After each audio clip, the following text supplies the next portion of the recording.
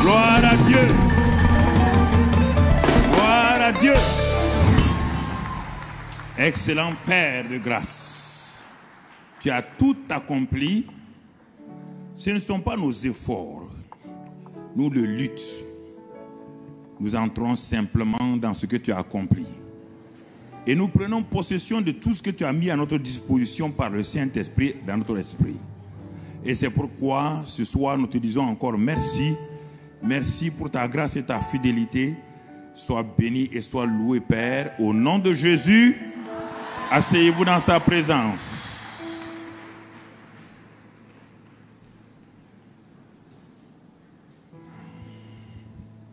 Nous saluons la présence de l'excellent Mohamed Sanogo.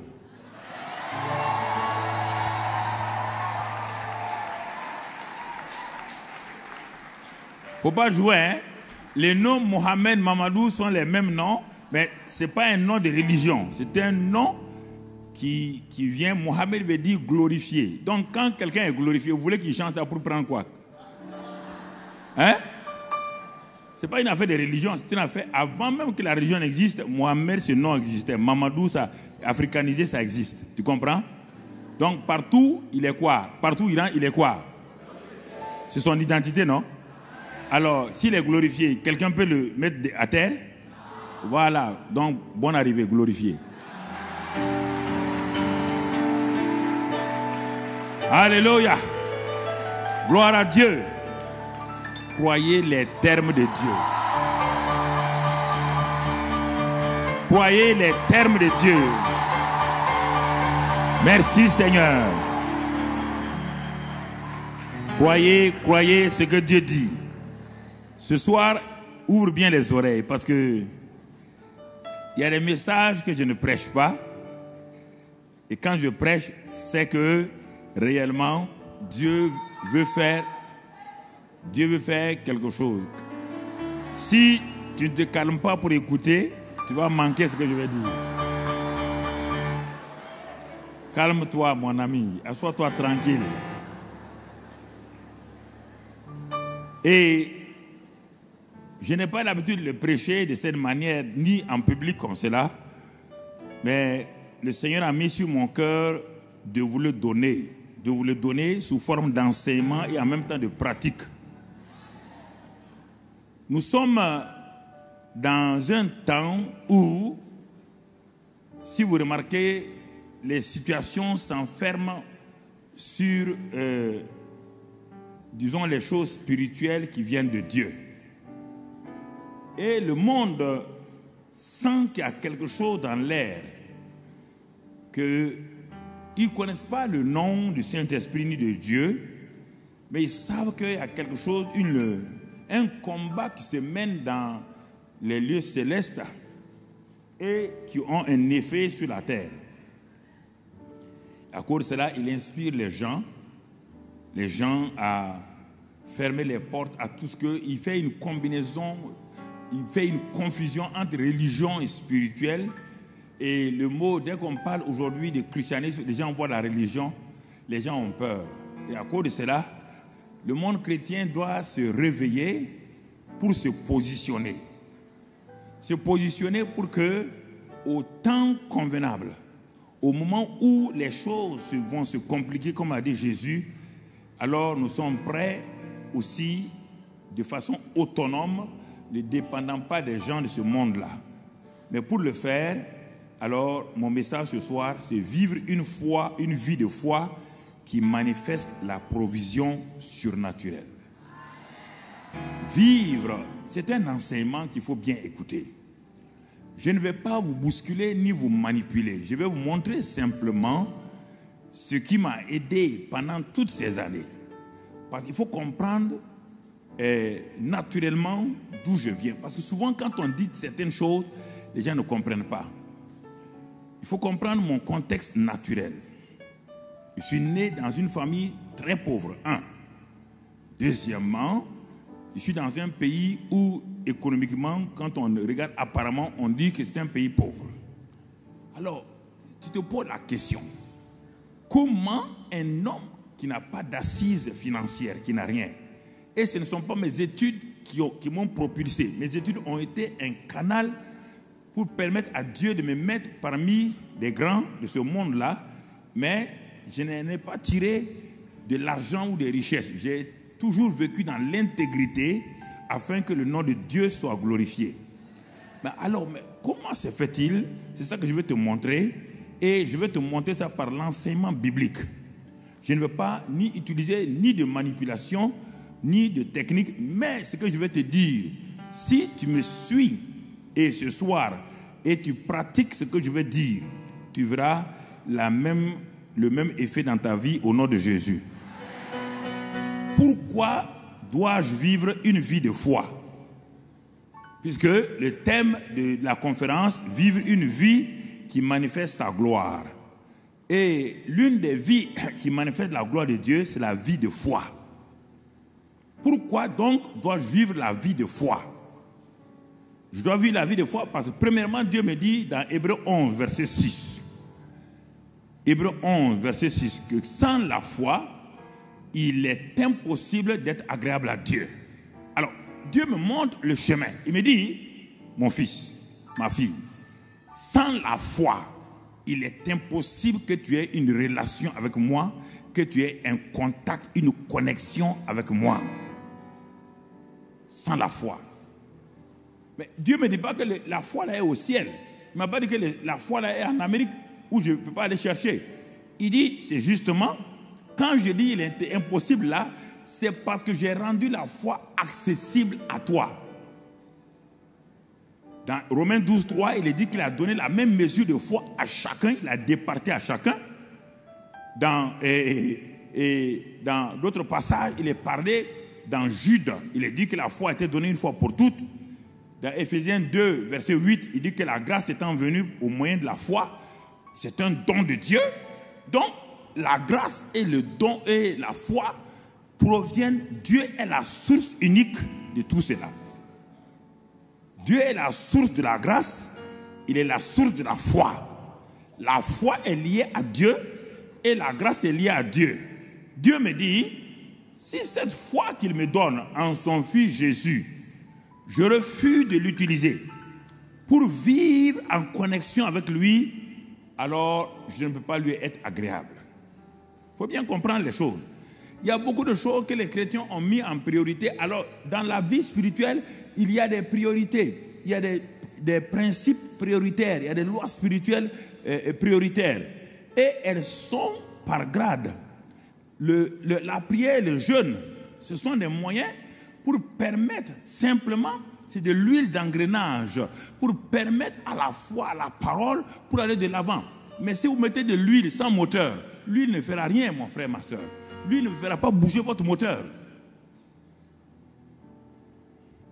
Dieu n'a pas dit sans la prière, je ne suis pas agréable à Dieu. Dieu n'a pas dit sans le jeûne, je ne suis pas agréable à Dieu. Dieu me dit sans la foi, il est impossible que tu me sois agréable, même si tu pries. Mais ta prière là, c'est une prière de quoi? La prière toute seule n'a pas de sens. On dit la prière de foi, on dit la prière fervente, on dit la prière efficace. On n'a pas dit la prière, on dit la prière efficace, fervente, persévérante, d'importunité. Il faut ajouter ces termes-là.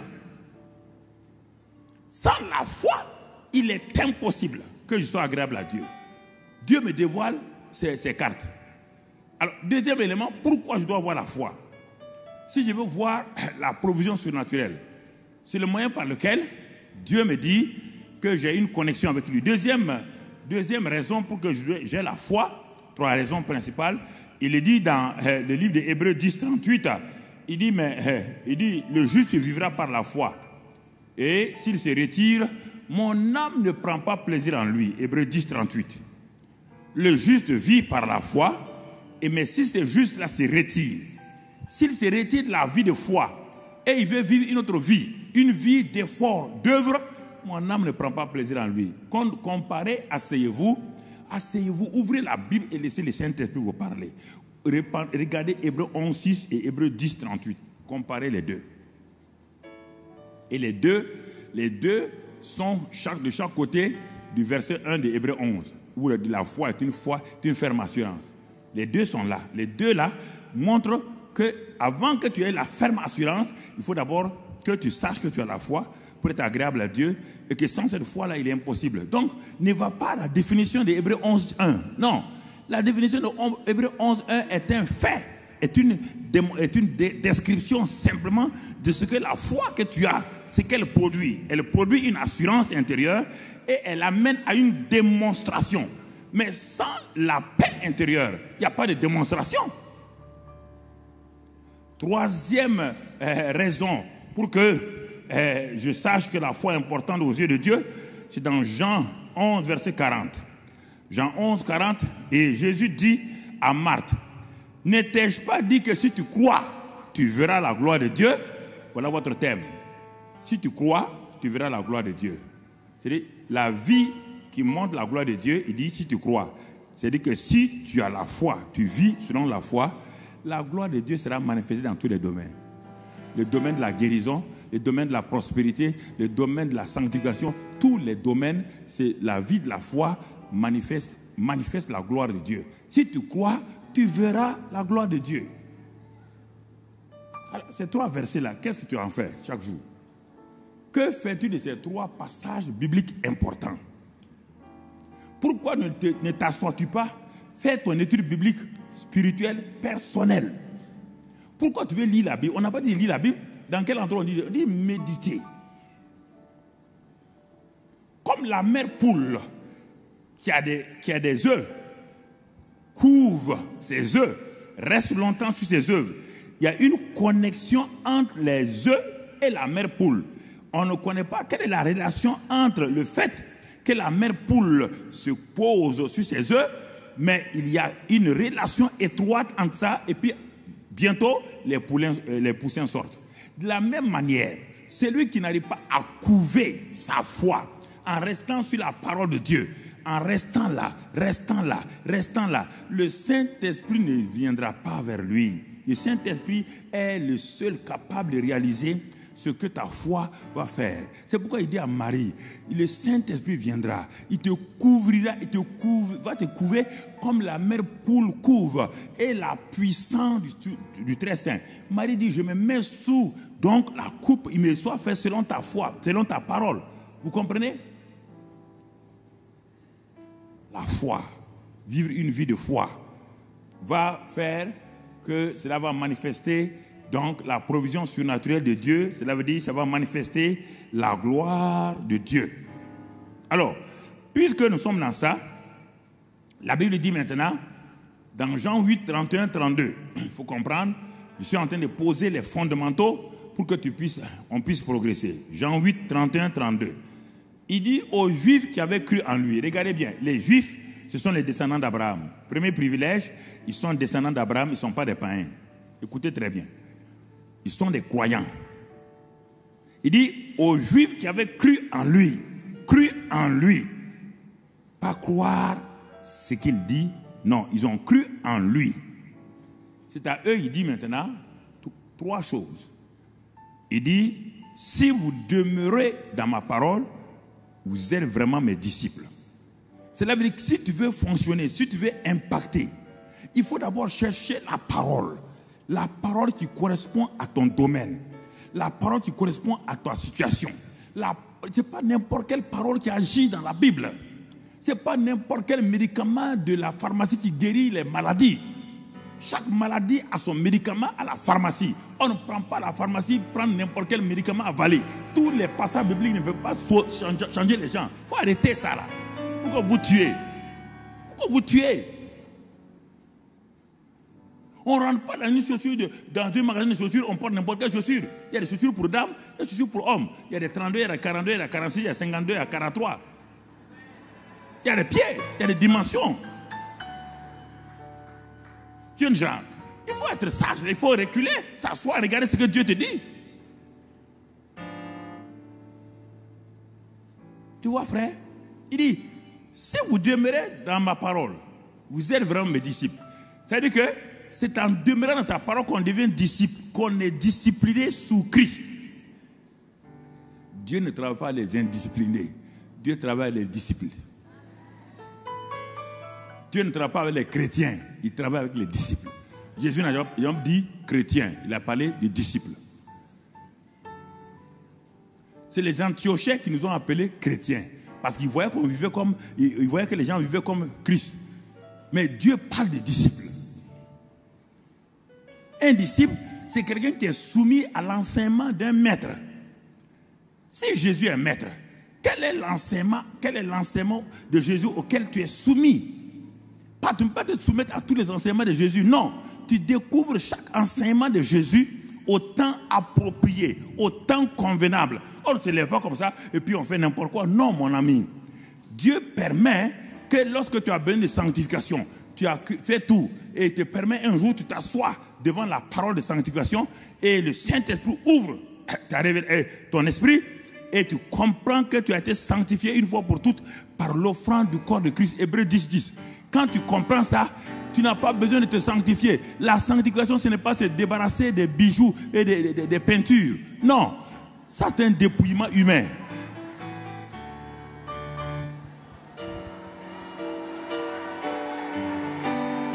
Non, ça c'est pas sanctification. Hébreux dit que nous avons été sanctifiés une fois pour toutes par l'offrande du corps de Christ. Avant même que tu sois né, tu es déjà quoi?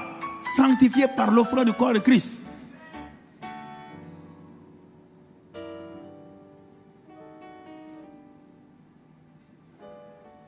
Alors, il dit, quand tu demeures dans sa parole, tu deviens disciple. C'est pas fini, ça c'est le premier niveau. Il dit, ce disciple-là maintenant, qu'est-ce qu'il va faire? En continuant à demeurer, quelque chose va se révéler à lui. De cette parole-là, va sortir ce qu'on appelle la vérité. Ah bon? Oui. Dans cette parole-là, cette parole qui est devant toi là, dans laquelle tu es demeuré là, il y a une vérité, dans un domaine qui va sortir.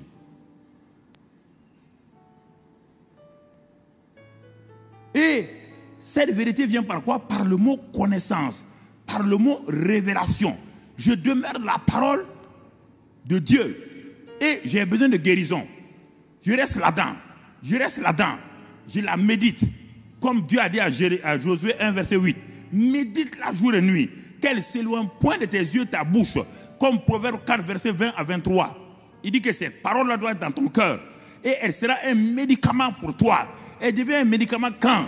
Lorsque tu as pris cette parole au départ, tu l'as regardée, la vérité de la guérison sort. Il dit, quand tu demeures dans sa parole, tu deviens disciple. Un disciple est soumis à l'enseignement du maître. Et quand il est soumis, il va commencer à connaître les secrets du maître. La vérité, tu vas connaître la vérité. Et c'est la vérité connue. Ça veut dire expérimenter là qui t'a franchi.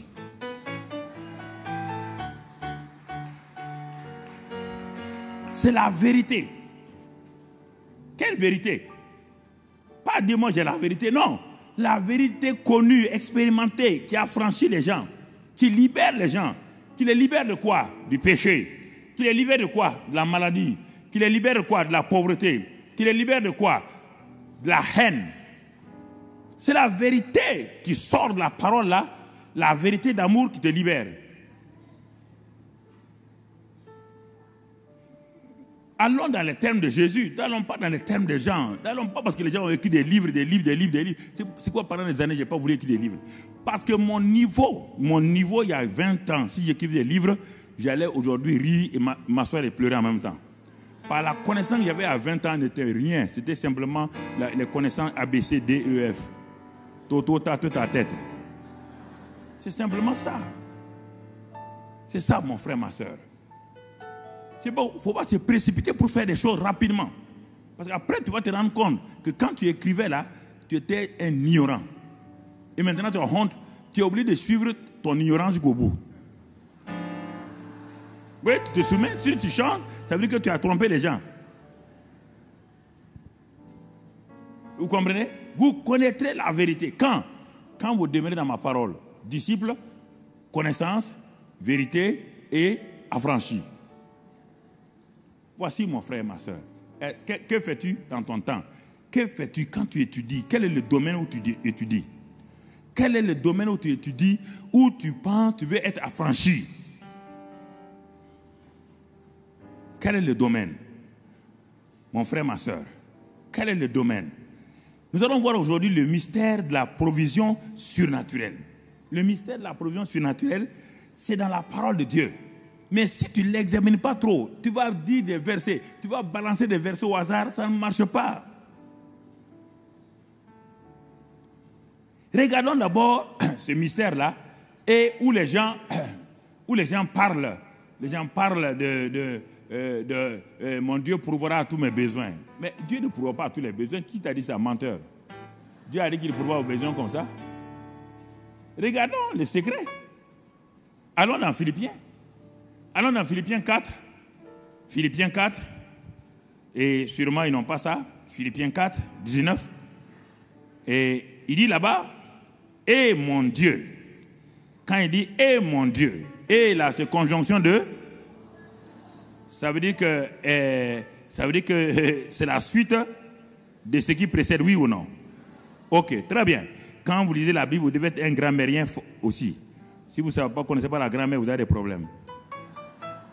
Et on ne commence pas une phrase par et. Je ne vais pas venir trouver Yvan, je dis et. Il dit mais et quoi? Et quoi? Et mon Dieu pourvoira à tous vos besoins. Il dit il pourvoira à tous vos besoins. Il n'a pas dit à ses besoins à lui. Parce que Dieu a déjà pourvu aux besoins de Paul. Il dit maintenant vous. Si je vous enseigne aujourd'hui, parce que Dieu a déjà pourvu à mes besoins. C'est pourquoi je viens vous enseigner. Parce que Paul a la révélation, la connaissance, l'expérience de ce qu'il dit là. Mon Dieu pourvoira à tous vos besoins selon sa richesse en Jésus-Christ. Mon Dieu pourvoira. Pourquoi il va pourvoir? Puisque le est là, il va pourvoir pourquoi? Retournons, regardons maintenant un peu plus haut, le verset 15. Il dit mon Dieu pourvoira, verset 15. Le verset 15, qu'est-ce qu'il nous dit là-bas? Il nous dit, et il dit concernant, quand je faisais le ministère, quand j'ai commencé l'évangélisation, il dit, vous le savez vous-même, Philippiens, quand j'ai commencé, au commencement de la prédication de l'évangile, lorsque je partis de la Macédoine, aucune église, écoutez les termes, aucune église n'entra en compte avec moi pour ce qu'elle donnait et recevait. Pas pour ce qu'elle donnait, hein. Écoutez bien les termes. Vous voyez le secret? Pour ce qu'elle donnait et recevait. Paul dit, il n'y a pas de donner sans recevoir. Aucune église ne comprenait la loi, cette loi-là, de donner et de recevoir. Aucune. Quand j'ai commencé l'évangélisation, dit Paul, aucune église n'est rentrée en contact avec moi. Aucune. C'est pourquoi ces églises étaient dans la misère. Ces églises les souffraient. Ces églises n'avaient pas les moyens pour grandir. Parce qu'ils ne connaissaient pas le principe, la loi de donner et de recevoir. C'est à cette église-là, à cette église qui pratique, hein, que Paul parle. Il ne parle pas à tout le monde. Ne prends pas ça, le mettre sur ta voiture, hein, ça ne marchera pas. Ne prends pas des versets hors sujet à les mettre. Écoute l'enseignement et tu vas comprendre. Il dit, écoute, on amène la suite du verset, et il rentrait en contact avec moi pour le donner et le recevoir. Et la suite, il est écrit, toujours la suite de ce verset-là, nous sommes au verset 16 maintenant, vous fûtes les seuls à faire. Vous fûtes les seuls. Vous voyez bien, vous fûtes les seuls à faire quoi?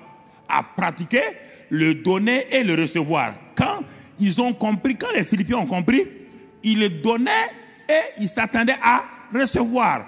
Les autres donnaient comme ça, par pitié ou quoi. Mais non, les Philippiens ont compris la loi spirituelle. Ils donnaient et recevaient. Vous fûtes les seuls. Parmi toutes les églises là, vous fûtes les seuls. Et on continue. Verset 16. Car vous m'envoyez déjà à Thessalonique et à 2 reprises de quoi pourvoir à mes besoins. Vous voyez bien, vous m'envoyez de quoi pourvoir à mes besoins précis. La suite. Et ce n'est pas que je recherche, écoutez, deuxième chose maintenant. Ce n'est pas que je recherche les dons, mais je recherche le fruit qui abonde pour votre compte. Ah, deuxième révélation, donner et recevoir. Paul dit, quand on donne ou recevoir, il y a une comptabilité spirituelle divine qui se met en place. Il y a un compte que Dieu crée. Il y a un compte. Il dit, je recherche le fruit qui abonde pour votre compte. Il y a un compte qui est créé.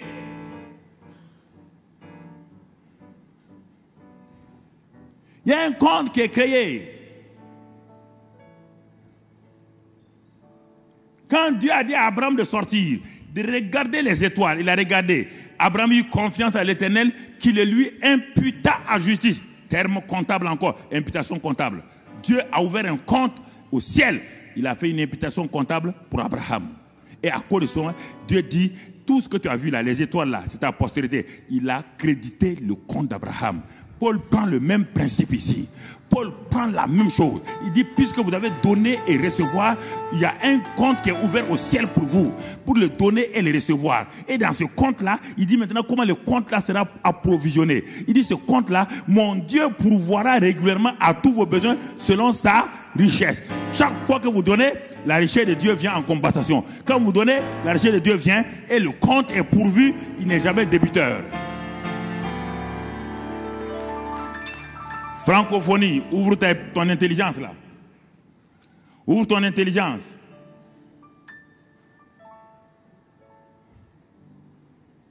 C'est ça, ce que je vous dis là, ça déclenche les plus grands miracles que les gens n'ont jamais vus. Ça déclenche. Je vais te le montrer, ça déclenche. Ça déclenche. Donc, ça, c'est tout juste. On est en train de voir et rassembler nos pensées. Alors, quand tu vois ça là, tu dois t'arrêter pour dire, mais au juste de quoi Dieu parle? Les lois spirituelles, les principes dépassent les continents, dépassent les races, dépassent les positions sociales. Les lois spirituelles de Dieu vont au-delà des continents, au-delà des races, au-delà de tout. Les lois spirituelles vont au-delà de tout ça, mon frère, ma soeur. Les lois spirituelles de Dieu ne sont pas bloquées par une question de race ou de sexe ou rien. Rien ne peut les bloquer. Rien. Sauf l'incrédulité. Dépasse les âges. Pénètre, va de l'Ancien Testament jusqu'au Nouveau Testament et pénètre dans l'éternité. C'est ça les principes et les lois spirituelles. Ils sont liés à Dieu lui-même. Et comme Dieu n'est pas dans l'Ancien Testament, Nouveau Testament seulement, Dieu est en dehors du temps. Dieu est en dehors du temps. Dieu est éternel. Chez Dieu, il n'y a pas de demain. Dans le monde spirituel, il n'y a pas de demain. Demain n'existe pas. Dieu est dans le présent continu, dans l'aujourd'hui continu. Si tu crois que demain existe, tu parles aujourd'hui parce que tu es un homme. Parce que demain, c'est le lever du soleil. Mais quand tu vas arriver demain là, tu appelles ça quoi? Tu appelles ça quoi? Alors, quand tu dis, bon, demain encore, quand tu te lèves le matin, tu appelles ça quoi? Tu as déjà vu demain? Tu as déjà vu demain? Qui a déjà vu demain ici?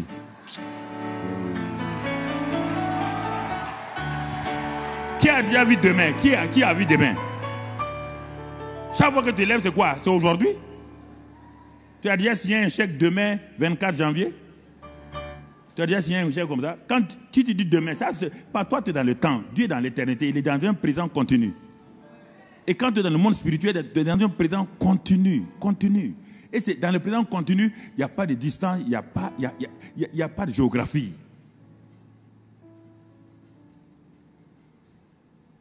C'est ça qu'il faut. Il n'y a pas, je m'arrête ici, ah non, je suis en France. Non. Dans le monde spirituel, il n'y a pas de distance. Il n'y a pas de distance. C'est dans le monde naturel. Alors, regardons, frères. Regardons simplement. Allons voir, puisqu'il y a des principes qui dépassent, qui traversent les âges. Allons voir le fameux texte de Malachie. Et encore là, beaucoup de chrétiens, les avares et les pingres, disent que c'est l'Ancien Testament. Quand il s'agit de l'argent, c'est l'Ancien Testament. Quand il s'agit de bonnes choses, c'est l'Ancien Testament est valable. Tu t'es pingre ce soir, je vais changer, je vais laver ton cerveau là. Tu vas quitter ta pingritude là. Un pingre comme toi, tu dis que c'est l'Ancien Testament. C'est toi qui as décrété pour Dieu que c'est l'Ancien Testament. Bon, regarde bien, Malachie. Allons-y là-bas. Allons-y, regardons. Je vais te faire découvrir que les lois et les principes n'ont pas d'âge. Ils sont liés à Dieu. Regardez, Dieu parle. Et ça m'a parlé quand j'étais dans une situation où je me débattais, où je priais et je jeûnais pour pourvoir à mes besoins financiers, familiaux et tout. Je jeûnais, je priais. Si vous dites que vous jeûnez, moi j'ai jeûné avant vous, mon ami. Je suis un vieux singe, vous ne pouvez pas lui apprendre à grimacer. J'ai déjà grimacé avant toi, mon ami. Je sais. Le jeûne est bon. Quand tu apprends, continue à l'apprendre, continue à prier. Il n'y a pas de problème. Mon frère. Tant que tu n'es pas entré dans la réalité du monde spirituel, tu es aux abords. Quand tu es aux abords, là, tu luttes. C'est une bonne chose. Il faut le faire. Si tu ne fais pas ça aussi, tu ne vas pas percer. Il faut faire ça aussi. Il faut être brisé. Quand tu es brisé maintenant, Dieu commence à te donner les bonnes choses à manger, mon frère. Regarde. Écoute ce que Dieu te dit. Ouvre bien les oreilles. Dieu s'arrête. Il dit, un homme trompe-t-il Dieu? Faut pas, je te demande de répondre. Ne me dis pas non, parce que tu es là déjà trompé. Il ne faut pas raconter des histoires. Calme-toi, écoute-moi simplement. Pourquoi ta bouche est rapide comme ça? C'est moi qui parle, ce n'est pas toi. Toi, tu as des oreilles pour faire quoi? Écoutez ce qu'on te dit. Écoute simplement. Un homme, écoutez tout le monde, hein? Un homme trompe-t-il Dieu? Comment le grand Dieu va s'asseoir, dire à une créature qu'il contrôle, qui tout, et qui s'assoit, qui veut tromper Dieu? C'est pourquoi Dieu pose la question, un homme peut-il tromper Dieu?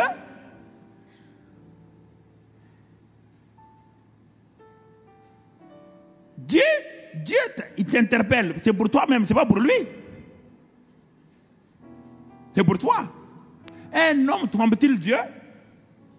Et qu'est-ce qu'il dit? Car vous me trompez. Ah, quand Dieu dit une parole comme ça, je ne jette pas ça du revers de la main. Je m'assois. Pourquoi tu parles comme ça, papa? Pourquoi tu parles comme ça? Pourquoi tu me dis que nous te trompons? En quoi te trompons-nous? En quoi je trompe Dieu? Je peux tromper Dieu. Il ne faut pas rejeter du revers de la main. Dieu me dit, vous me trompez. Vous me trompez. Et vous dites, en quoi t'avons-nous trompé? Dieu dit, dans les dîmes et les offrandes. Ah? C'est dans le domaine où l'homme est sensible là, c'est là-bas que Dieu dit que l'homme est trompeur. Dans les dîmes et les offrandes. Quand il parle de malédiction ici, il n'a pas dit qu'il maudit quelqu'un. Il veut dire quoi? Il te dit, c'est pourquoi la pauvreté, les difficultés, les faillites, les manques d'élévation, de positionnement sont ton héritage. C'est ça, malédiction là. C'est pourquoi ton ministère est limité. C'est pourquoi cette église que je t'ai confiée n'avance pas.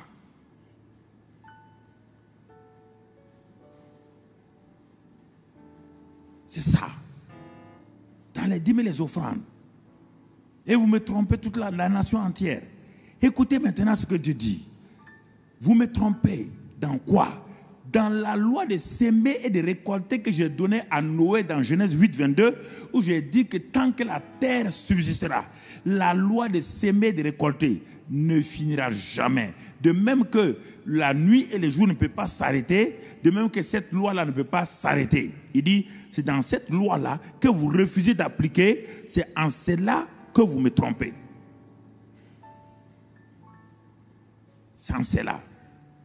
Vous refusez de mettre votre foi en action pour voir ma gloire. Je vous ai pourtant dit, si vous croyez, vous verrez ma gloire se manifester. Dans quel domaine? Dans le domaine de la provision surnaturelle. Ce soir, on ne parle pas de guérison, on ne parle pas de délivrance, on parle de provision surnaturelle. Dans ce domaine-là. Et il continue et il dit, alors, que dois-je faire? Dieu ne nous laisse pas dans le flou. Dieu ne me condamne pas, non. Quand Dieu parle, il me fait un reproche, il va me montrer la voie à prendre. Alors, je pose la question à Dieu, bon, ok, tu me dis que je te trompe et tout, qu'est-ce que je dois faire? Il me dit, qu'est-ce qu'il me dit?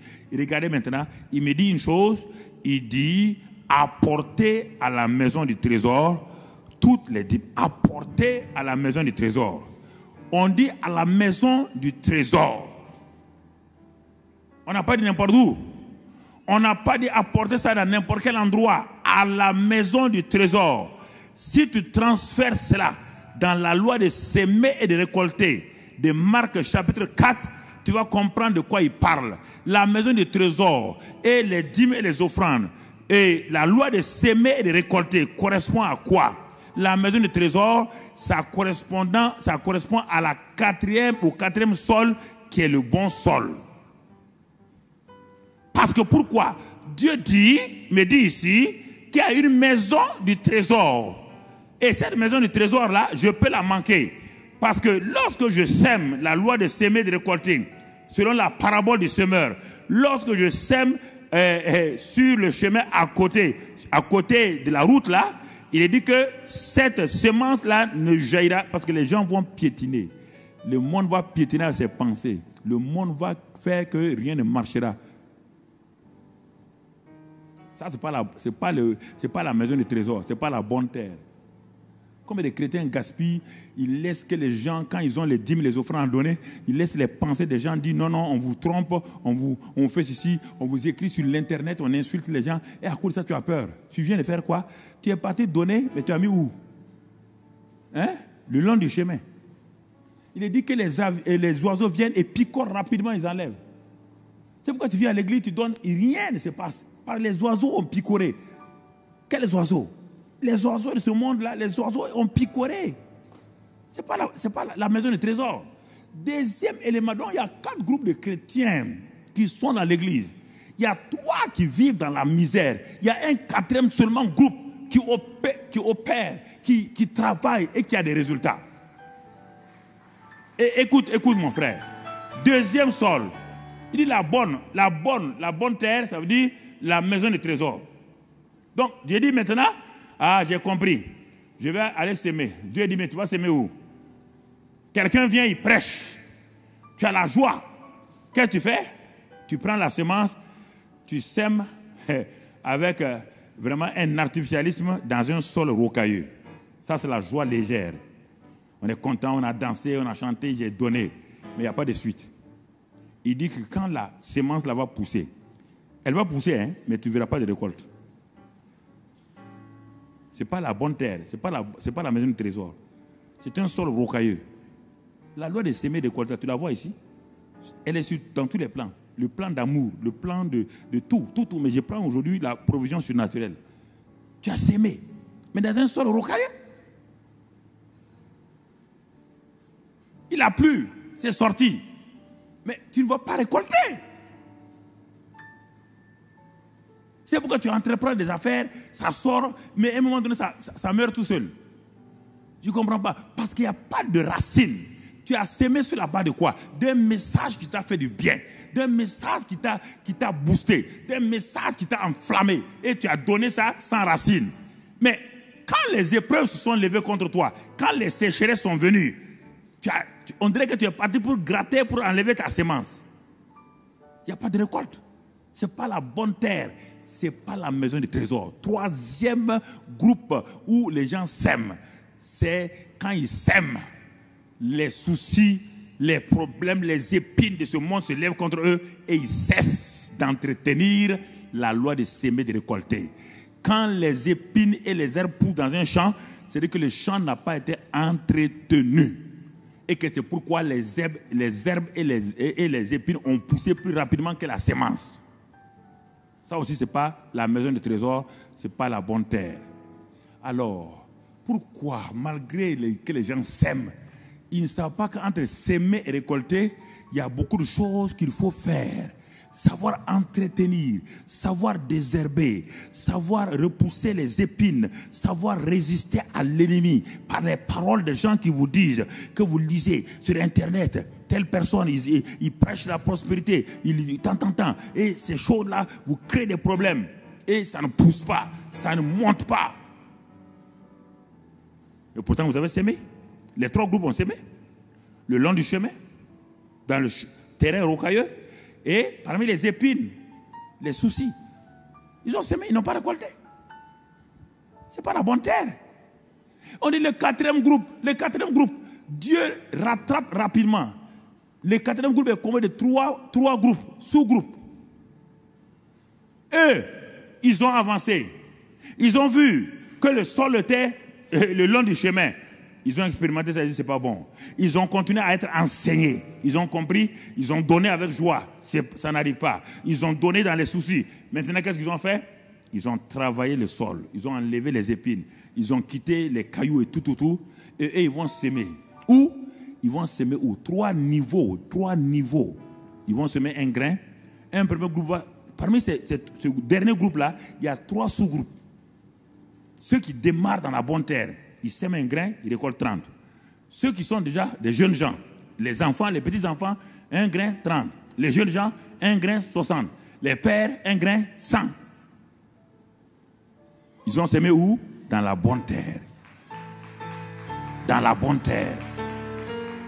Ils ont amené leurs dîmes et leurs offrandes dans la bonne terre. Ça veut dire qu'on n'apporte pas les dîmes et les offrandes à n'importe quelle maison. Toutes les maisons ne sont pas les maisons de trésor. On dit la maison de trésor, c'est au singulier. Ça veut dire quoi? Tout de suite, je vais développer. Ça veut dire quoi la maison de trésor? Il faut un enseignement adéquat pour que les gens soient... Sinon, les gens vous troublent. L'enseignement est biblique. Personne. Il n'y a pas ce type-là. Ils peuvent interner, internautes, tout. Ça ne me dit rien. Ils ne peuvent rien me faire. Je ne bouge même pas. Moi, pas bouger. Non. Je connais mon affaire. Mon type. Je connais. Il n'y a pas de problème.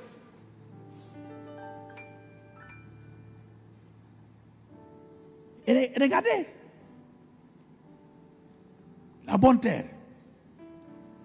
Mais regarde, pourquoi je dis ça? Parce que c'est le seul endroit où Dieu dit aux gens qu'ils les trompent. Et maintenant, qu'est-ce que Dieu dit? Apportez à la maison de trésor toutes les dîmes afin qu'il ait la nourriture à ma maison. Et Dieu termine la fin du verset 10. Mettez-moi de la sorte à l'épreuve, dit l'Éternel des armées. Mettez-moi. Dieu lance un défi. Il lance un défi à toi. Et c'est ce défi-là que les gens ont peur de relever. Et c'est pourquoi ils critiquent. Il raconte des histoires et condamne. Quand un homme a peur de relever un défi, il trouve des justificatifs pour condamner les gens. Dans toute la Bible, les jours que j'ai lu ça là, j'ai repris ma Bible du commencement Genèse jusqu'à l'Apocalypse, je n'ai pas trouvé un seul terme où Dieu a dit de mettre quelqu'un à l'épreuve. Ni dans la guérison, ni dans la sanctification. C'est le seul verset où Dieu dit mettez-moi de la sorte à l'épreuve et vous verrez. Je me suis assis, je dis mais ça... Il dit non. J'ai relu ma Bible encore. Genèse jusqu'à l'Apocalypse. J'ai relu. C'est comme vous ne lisez pas la Bible entièrement. C'est pourquoi les gens vont dire j'ai relu. Toujours, c'est sur le plan matériel et financier où Dieu me dit de les mettre à l'épreuve. Il connaît bien mon amour pour l'argent. Il connaît ton amour pour l'argent. Il dit de la sorte, mettez-moi de la sorte à l'épreuve et vous verrez. Regardez, Dieu prépare ta foi. Il ne veut pas qu'il y ait une hésitation en toi. Mets-moi à l'épreuve et vous verrez. La Bible dit, si tu crois, tu verras. Dieu te dit ici sur le plan financier, si tu me mets à l'épreuve, tu verras. C'est la même chose. Si tu crois en me mettant à l'épreuve, tu verras. Tu verras quoi? Tu verras quoi, mon ami? Et vous verrez, si je n'ouvre pas pour vous les écluses des cieux, et si je ne répands pas sur vous la bénédiction en abondance. Ça veut dire quoi?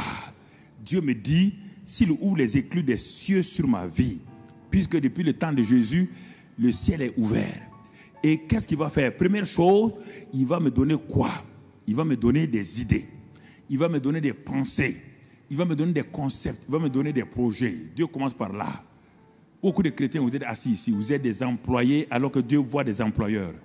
C'est terrible.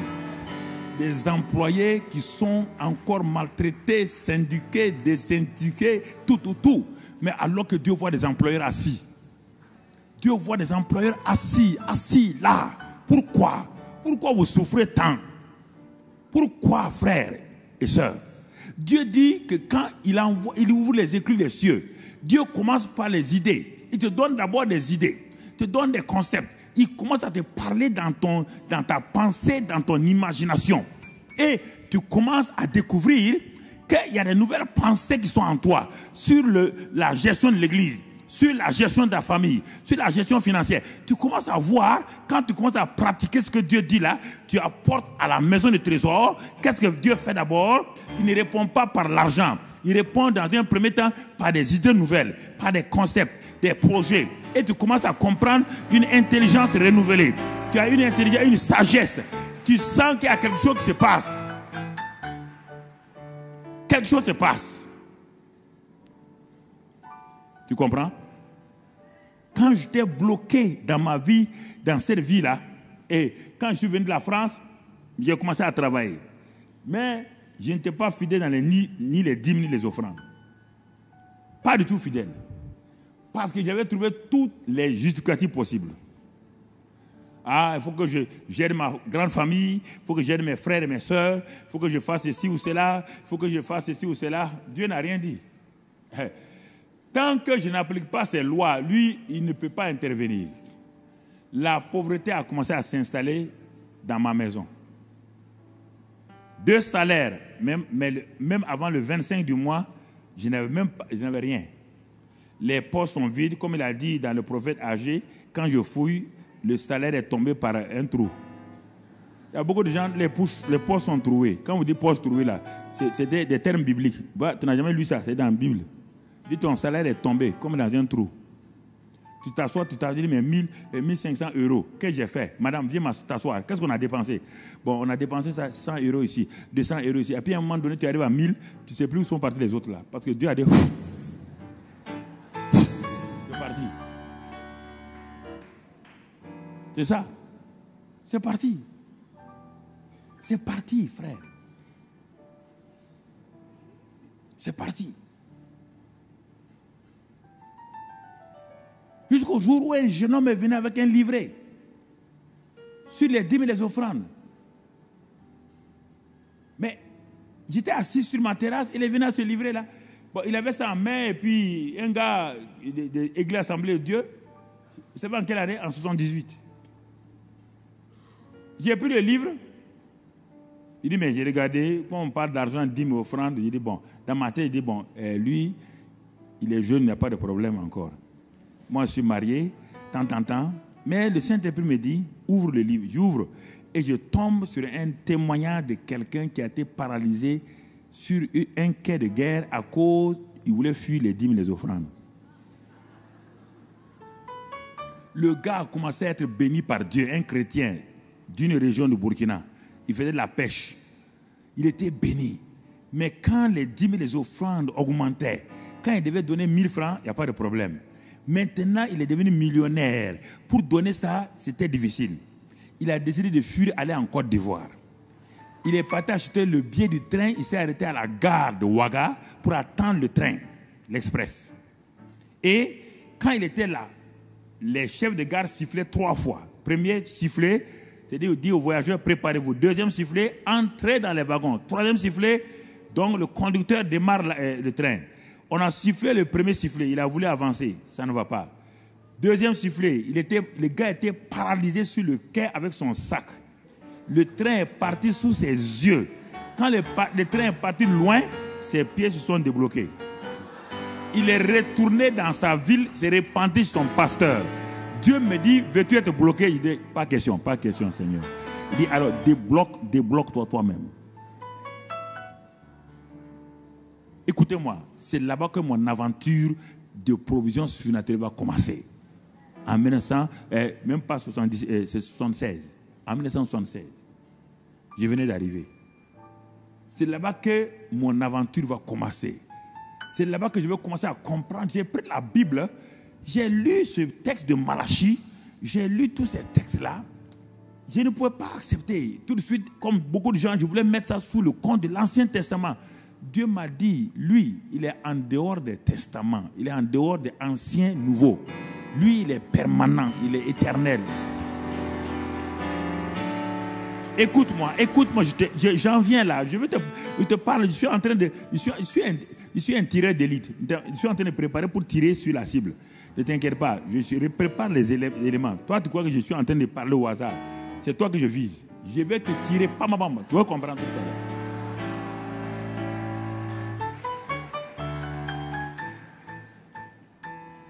Ma soeur, sois contente seulement. Ce que je dis là, sois contente. Il ne faut pas que ton cœur là te dérange. Sois contente. Si tu veux, oui ou non. Jésus-Christ est roi, si tu veux, oui ou non. Tu vas donner ta dîme et tes offrandes, si tu veux, oui ou non.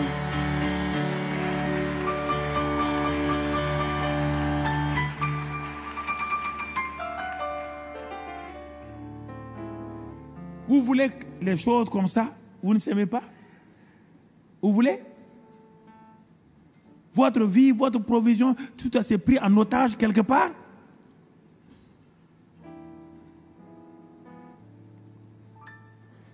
Je te pose la question. Le paysan français qui est là, il n'est pas chrétien ni rien.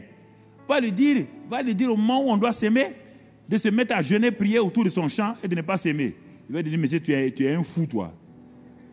Jeûner et prier peut donner la semence, la récolte à quelqu'un? Je pose la question là. Jeûner et prier peut donner la récolte à quelqu'un? Le paysan africain là, tu vas lui dire, il n'a jamais fait l'école. Mon papa était paysan. Va lui dire, oh papa Karambiri là, cette année là, il ne faut pas s'aimer. Va seulement jeûne et prie autour de ton champ. Et parle en langue. Il dit, les 3 mois, il va récolter quoi? Pas rien. Il va récolter les épines et l'herbe. Pas rien, hein? Les épines et l'herbe.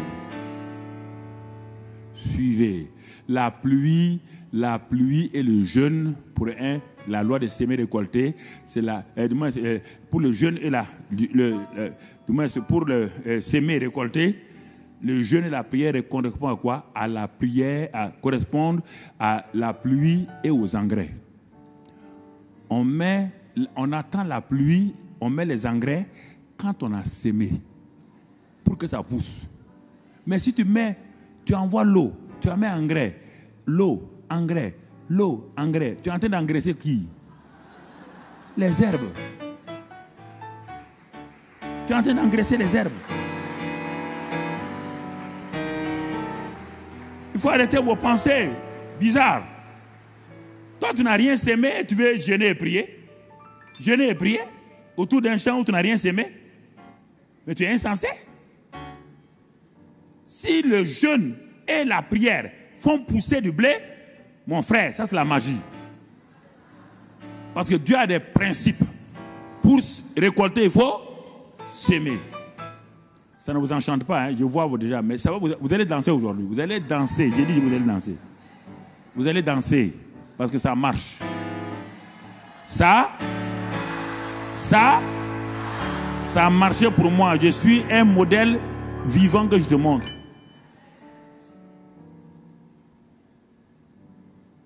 Je ne prêche pas ces choses-là en public comme ça.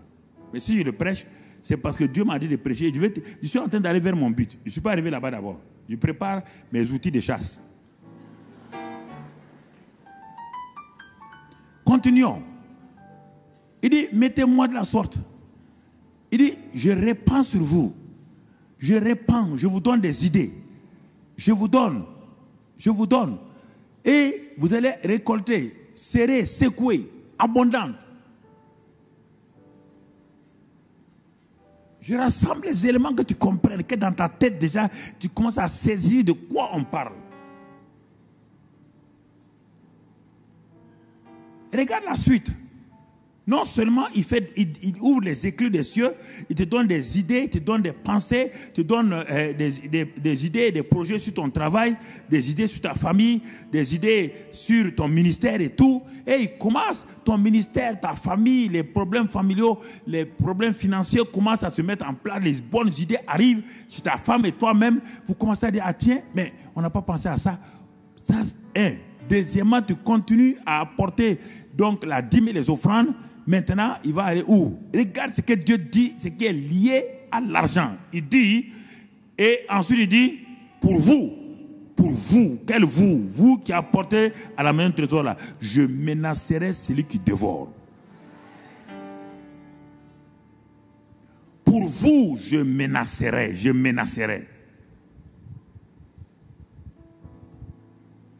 Dieu menace. Lorsque toi, tu appliques ce que Dieu dit. Tu n'as pas besoin de menacer. Je menacerai. Dieu parle. Celui qui dévore. Celui qui dévore tes affaires. Celui qui dévore tout. Je menacerai Et il ne vous détruira pas les fruits de la terre. Et la vie ne sera pas stérile. La stérilité, ta femme est une vie féconde dans ta maison. Si tu appliques ça, Dieu te dit, ta femme qui a une vie ne sera plus stérile. Vous jouez avec ça, hein? On n'est pas en train d'acheter Dieu. On est en train d'obéir au principe de Dieu. On ne peut pas acheter Dieu.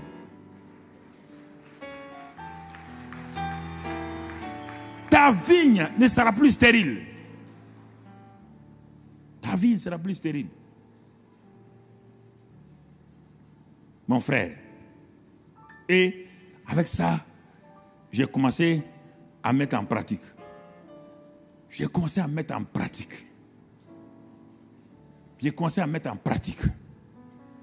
Et ce qui m'a frappé un jour où j'étais là, je commençais à prier. Dieu dit non, apporte seulement à la maison du trésor là, les dîmes, les offrandes. Ne fais pas ce que moi seul suis capable de faire. Toi, ta part est d'apporter et d'attendre la récolte. Moi, ma part est d'ouvrir les éclats des cieux, de menacer celui qui dévore et ensuite de te rendre heureux. Il faut que nous respectons chacun sa part. N'essaie pas tu ne peux pas provoquer. Tu ne peux pas faire. Quand tu poses l'acte, laisse, ça vient. Alors mon frère, ma soeur, alors un jour, j'étais couché un après-midi, Dieu me dit, bon, tu as commencé à mettre en pratique. Et je t'ai dit quoi? Mets-moi de la sorte à l'épreuve et tu verras si je ne veux pas les éclats des cieux. Il dit, ah bon, ça veut dire quoi? Je ne comprenais pas. 76, 77. J'étais converti en quelle année? 73. J'ai 3 ans de conversion. On ne m'a pas enseigné ça. Dieu est en train de m'enseigner. Alors, qu'est-ce que j'ai fait? J'ai acheté un cahier. J'ai acheté un cahier. Et là, dans ce cahier, j'ai dit, mais Seigneur, tu te dis de te mettre à l'épreuve? Moi, je veux te mettre à l'épreuve. J'ai dit, je touche un salaire X actuellement. Mais je vais te demander 10 fois ce salaire-là. 10 fois ce salaire, ça correspondait au salaire des expatriés au Burkina Faso. En 76-77. Même nos ministres n'avaient pas ce salaire-là. Le président avait ça tout juste un peu plus. Ceux qui avaient ce salaire-là, ce sont les expatriés français qui sont venus en Afrique pour travailler. On a bonifié leur salaire, le fait qu'ils sont expatriés, tout, ceux qui avaient ça. Et quand j'ai montré ça, j'ai écrit dans mon cahier, mais Dieu n'a pas ri, Dieu n'a pas dit petit malin. Non, Dieu n'est pas là pour taper la tête des gens en disant, mais qu'est-ce que tu fais comme ça là? Il m'a dit de le mettre quoi? À l'épreuve. J'ai écrit, j'ai posé. Et j'ai continué. Une semaine plus tard que j'ai écrit ça, et j'ai commencé à remercier le Seigneur, on me téléphone du ministère, le ministre du Commerce m'appelle dans son bureau rapidement, urgent. J'ai dit, monsieur Karambiri, nous avons une entreprise de textile ayant 800 ouvriers et tous les cadres sont des expatriés. Le directeur général, le directeur technique, commercial, tous, et même les contremaîtres dans les ateliers, ce sont des expatriés, des Français. Nous voulons nationaliser l'usine et on commence la nationalisation par le poste de directeur commercial. Et nous avons pensé à vous. Nous savons que vous venez d'arriver, vous avez certains diplômes. On a pensé à vous. En réalité, je n'étais pas trop intéressé parce que je ne voulais pas quitter la capitale à l'époque. Parce que si tu vas à l'intérieur, on t'oublie, comme on le dit chez nous. Chacun de nous avait une ambition d'être un petit ministre un jour. Mais le ministre me dit, je vous donne une semaine. Allez-y, réfléchissez et revenez. Je suis venu, j'en ai parlé. On a prié, mais en réalité, on a négligé ça. Écoute-moi, mon aventure commence là. Je continue, Dieu me dit, tu m'as mis au défi, tu m'as mis à l'épreuve. Il dit, mon fils, tu m'as mis à l'épreuve. Maintenant, attends. Quand on met Dieu à l'épreuve, il y a ce qu'on appelle le temps d'attente. Et on attend par la foi. On attend par la foi. On n'attend pas en murmurant. C'est ça que les gens, en ce temps-là, Satan vient te dire, tu as trop attendu, fais ceci, et les gens se mettent à faire des choses, et ils annulent le programme de Dieu. J'ai attendu une semaine pour aller voir le ministre. Comme le ministre voit que je ne viens pas, il m'envoie le directeur général de l'entreprise qui arrive chez moi. Il dit, M. Karambiri, le ministre m'envoie chez vous pour avoir votre réponse. Oh, je n'étais pas intéressé. Bon, il a dit, on va vous donner une grande villa avec des boys cuisiniers et tout. J'ai dit, bon, je n'ai pas ça à Ouara, mais ça ne fait rien. Je me débrouille déjà. Mais il a dit, bon, on va vous donner une voiture de service. J'ai déjà une voiture de service. Il a donné tous les avantages. Rien. Et à un moment donné, il dit, M. Karambiri, si vous venez chez nous actuellement, voici, nous allons vous donner tel salaire. Mon frère, c'est qui était écrit dans mon cahier, il a donné ça. Dès qu'il a donné, il dit, monsieur le DG. J'ai dit, monsieur le DG. Demain, je suis dans votre entreprise. Il dit, demain là, je n'attends personne. Femme, enfant, vous restez. Abandon temporaire de famille. Le lendemain, j'ai pris un sac, j'ai mis 2 habits là-dedans, je suis parti, vitesse. Mais ce que je l'ai mis à l'épreuve, et il me donne ça. Donc je touchais plus que des ministres, je touchais plus, tout. Tu entends? Depuis ce jour-là, jusqu'à aujourd'hui, écoute-moi, plus jamais je n'ai manqué de quelque chose. Non, il te parle au sérieux. Il te parle au sérieux. Dieu a menacé celui qui dévorait. Dieu a rendu tout ce qui était stérile fécond. Financièrement, matériellement. Et c'est dans ce temps-là que Dieu m'a parlé quand j'étais là-bas maintenant. Là-bas où j'étais, dans cette usine-là. Un samedi matin, j'étais assis sur ma terrasse. Je méditais, je lisais la Bible. C'est en ce moment que Dieu, je vois encore la place sur la terrasse. Samedi matin, à 10h du matin, Dieu vient et dit, je donne le Centre international d'évangélisation, mission intérieure africaine. Prends ton bic, je prends. Il dit, dessine, regarde. Voici l'église est ici. Voici, les bureaux sont là. Les écoles sont là. Regarde, le centre audiovisuel est là. Il parle de télévision. Mais en ça, il n'a pas de télévision, il dit centre audiovisuel. Parce qu'en quelle année? 78 et 80. Donc, il a tout donné. Il dit, bon, va donner à un dessinateur. J'ai donné au dessinateur, il a tout dessiné. Tout ce qu'on fait actuellement a été inscrit depuis 1980 sur un document. Si tu viens dans mon bureau, tu vais te montrer les documents. Écoute-moi. Quand il donnait ça là, quand j'ai vu ça, j'ai ri. Il est à Dieu. Ça là, ce n'est pas 500 millions, hein. C'est des milliards. Dieu me dit alors, il y a un problème pour ça. Tu m'as mis à l'épreuve. Moi aussi, je te montre. Tu comprends? Voici d'où je suis parti. Et en ce moment-là, il me dit maintenant, pour activer ma foi, Dieu me dit, pour activer ma foi, comme c'est dans le domaine du ministère, pour activer ta foi, il dit maintenant, je te donne ça. Mais pour que ta foi là puisse t'amener ça, pose un acte précis. Il dit, tu connais Oral Roberts? Il dit, non, je ne connais pas. Il dit, il se trouve en Amérique. Envoie-lui à l'époque $100, $100 seulement. Envoie-lui $100. Ça, c'est pour débloquer. Envoie-lui $100. Il dit, mais je n'ai pas son adresse. Dieu me dit, écris seulement Oral Roberts Ministry, Tulsa, Oklahoma. On le connaît partout. J'ai pris un billet de $100. J'ai mis dans l'enveloppe, j'ai fermé. Et j'ai écrit à Oral Roberts. 3 mois après, il me renvoie la réponse. Il dit, de l'Afrique, il n'a jamais vu ça. Oral Roberts. En 81-82. Il dit, il n'a jamais vu ça. Il dit, mon fils, ce que tu as fait là, tu ne vas jamais regretter. C'est dans mon cahier encore de livres où j'ai écrit ça. Et c'est en ce temps-là. Je n'étais pas pasteur, hein, j'étais directeur d'entreprise. Je n'ai pas de ministère. Je n'ai pas aucun bâtiment. Les gens se réunissaient dans mon salon. Tu m'entends? Dieu m'a dit, tu auras la plus grande église du Burkina. Là, je n'étais même pas pasteur. Écoutez tranquillement. Écoutez. La provision surnaturelle. La provision surnaturelle. J'ai commencé tout de suite là, les idées. Il a ouvert le ciel. J'ai commencé en tant que directeur à aider les pasteurs des brousses, comme on dit dans les villages. acheter des toits pour leur église, acheter des fenêtres parce qu'ils étaient pauvres, acheter des motos pour certains. Les idées, les pensées me venaient de tous les côtés. J'ai commencé l'évangélisation dans la ville où j'étais. Les jeunes me suivaient partout. Brusquement, je faisais des réunions de guérison, de miracles et de résurrection de morts dans cette même ville-là. Directeur commercial. Tu m'entends? Je ne suis pas pasteur. Dieu a commencé à ouvrir ces choses-là pour moi. Jeunes gens, je vais te parler. J'avais environ, j'avais entre 33 et 37 ans. C'est en ce moment-là que Dieu m'a montré que la provision surnaturelle est réelle. C'est lié au fait que je dois activer ma foi dans certaines positions. Je dois avoir la foi générale et la foi précise pour prendre possession de ce que Dieu a déjà établi.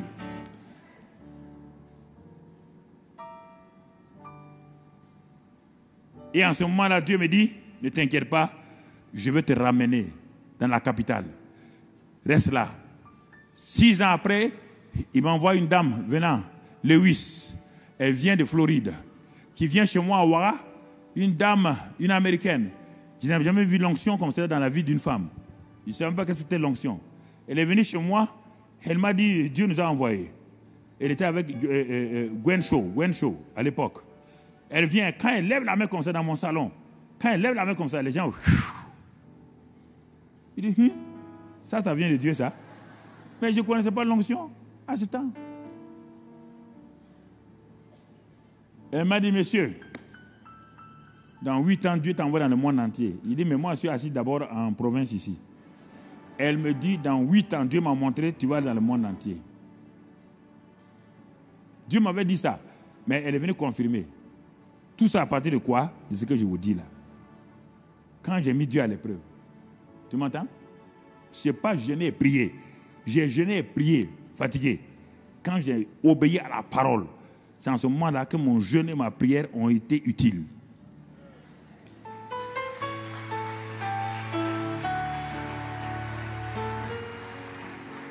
Mon jeûne et ma prière ont été utiles. On ne peut pas acheter Dieu avec le jeûne et la prière. Je vous ai dit encore, on ne peut pas le faire. Il faut faire ce que Dieu a dit de faire. Et c'est ça, Dieu m'a dit, quand tu vas arriver à Ouaga, maintenant il dit, bon, je vais t'élever, ne t'inquiète pas. Et en pleine révolution, au moment où on parlait, on ne voulait même pas qu'on parle de Dieu. C'est en ce moment que Dieu m'a élevé de cette ville-là pour m'amener dans la capitale. En pleine révolution, tout le monde sait, le président de l'époque, à l'époque, Sankara, il savait que je suis chrétien. Il le savait. Et on disait qu'on combattait les chrétiens. C'est en ce moment que moi, on m'élève comme directeur général de la plus grosse société du pays. On m'établit comme vice-président de la Chambre de commerce, comme vice-président du Conseil économique et social, président de la compagnie aérienne. C'est en ce moment que je suis monté en flèche en pleine révolution. Au moment où on combattait la religion, c'est en ce moment, moi, en appliquant les lois spirituelles, en obéissant à ça, Dieu m'a élevé. Écoute-moi, frère. Écoute-moi, je te parle sérieusement. Je vais te parler aujourd'hui. Ne te laisse pas limiter par les moqueries, par les insultes des gens, par les accusations des gens. Si tu te laisses influencer, tu n'iras nulle part. Parce que si tu as honte de Dieu, parce que les gens te critiquent, les gens parlent de toi et t'accusent là, tu n'iras nulle part. Tu n'iras nulle part et tu ne feras rien de bon. Tu entends? Et c'est en ce moment arrivé là-bas. Quelques années plus tard, il y a eu ce qu'on appelle la dévaluation en Afrique, dévaluation de francs CFA, pour passer de 1,50 à 1,100. Tu comprends? Et ce que j'avais enseigné sur les lois spirituelles du succès, Dieu m'a dit d'enseigner. Si tu n'enseignes pas les gens, quand il y aura des problèmes, ils ne pourront pas respecter. La prédication fait la démonstration. L'enseignement met dans quelqu'un la connaissance pour lui permettre lui-même d'opérer sans avoir au-dessus de lui un professeur. Il dit, enseigne mon peuple sur les lois spirituelles du succès. Montre-leur comment on opère. Montre-leur comment on avance. Et j'ai pris une maison à la salle donc, de la foire. Et j'ai loué cela, une grande salle. Les gens venaient de partout. J'ai commencé à enseigner les lois spirituelles du succès. Dieu m'a dit, parmi ces gens que tu enseignes, regarde-les. Tu vas voir des hommes d'affaires, des femmes d'affaires. Tu vas voir des gens bien qui vont sortir. J'ai enseigné pendant des mois et des mois et des mois et des mois. Et maintenant, on est revenu à l'église. Quand on est revenu, quand la dévaluation est venue, frères et sœurs, la plupart des gens qui étaient en Afrique ont eu des problèmes. Les entreprises sont fermées. Parce que pourquoi? La dévaluation divise tes avoirs par 2 et elle monte tes dettes par 2. Donc, en un clin d'œil, sans aucun acte de mauvaise gestion, tu deviens pauvre. Faillite. Faillite. Si tu importes tes produits de France, maintenant, les prix sont quoi? Double. Et ton avoir au Burkina Faso est moitié. Il n'y a rien. Et nos gens ont commencé à voir ça. Il y a un de nos diacres qui est venu, quelqu'un qui est venu. Il avait appliqué les lois spirituelles, ça montait. Ils se sont trouvés tous à terre. Il venait dans mon bureau, un à un. Lui, il est venu avec sa femme, pleurant. Il dit, pasteur, j'ai tout perdu. Tout. Je suis devenu pauvre en un clin d'œil. Dès qu'on a dit dévaluation, je suis devenu pauvre. Les banques sont derrière moi en disant de rembourser. Je ne peux pas rembourser. Car mes avoirs ont été diminués par 2. Et mes dettes sont multipliées par 2. Comment on peut rembourser ça? Mathématicien. Comment on peut rembourser ça? Par quelle gymnastique? Mais Dieu voulait lui enseigner, à tout le monde quelque chose. Il est venu dans mon bureau avec sa femme. Dieu m'a dit, ta prière ne fera rien. Fais une courte prière pour lui et montre-lui ce que Dieu va faire. Dieu me dit, mets-toi à genoux. Dis simplement, Dieu, je te remets mon entreprise. Je deviens le gérant, tu deviens le propriétaire. Amen. Quand il a dit ça, il s'est levé. Mon frère, toi tu as applaudi. Lui, il s'est levé, il n'a pas applaudi. Il a dit à sa femme, quelle est cette prière courte comme ça là? Le pasteur n'a pas remis ma tête, il n'a pas secoué mon cou, comme les gens aiment là, il n'a pas posé sa main, il n'a pas dit, tu vois, feu, feu, feu, feu, feu. Il n'a rien dit, il dit simplement de répéter, Dieu, je te donne mon entreprise, je suis le gérant, il est le propriétaire. Il dit, mais si Dieu est propriétaire, tu es gérant. Écoute maintenant ce que le propriétaire va dire au gérant. 6 mois il a lutté, qu'est-ce qu'il a fait? Je lui ai dit, mon ami, si tu veux aller de l'avant, il a fait quoi? Il est parti chez lui. Il lui restait 1000 francs français. Ce n'est pas des euros, 1000 francs français. En ça, il n'y a pas l'euro. Il a pris ça, je venais en France, à Lyon, mes yeux. Je venais prêcher à Lyon, mes yeux. Il a pris 1000 francs français. Ce qui restait, il a dit à sa femme au revoir. Parce qu'il fuyait d'abord les banques. Il m'a suivi. Et puis il prenait ma Bible. Il ne savait rien faire, il prend ma Bible. Il me suit comme ça, comme un drogué. Mais il a pris 1000 francs français. Quand on arrive en France, il me dit, pasteur, les 1000 francs qui me restent là, je vais s'aimer ça. Tu nous as enseigné.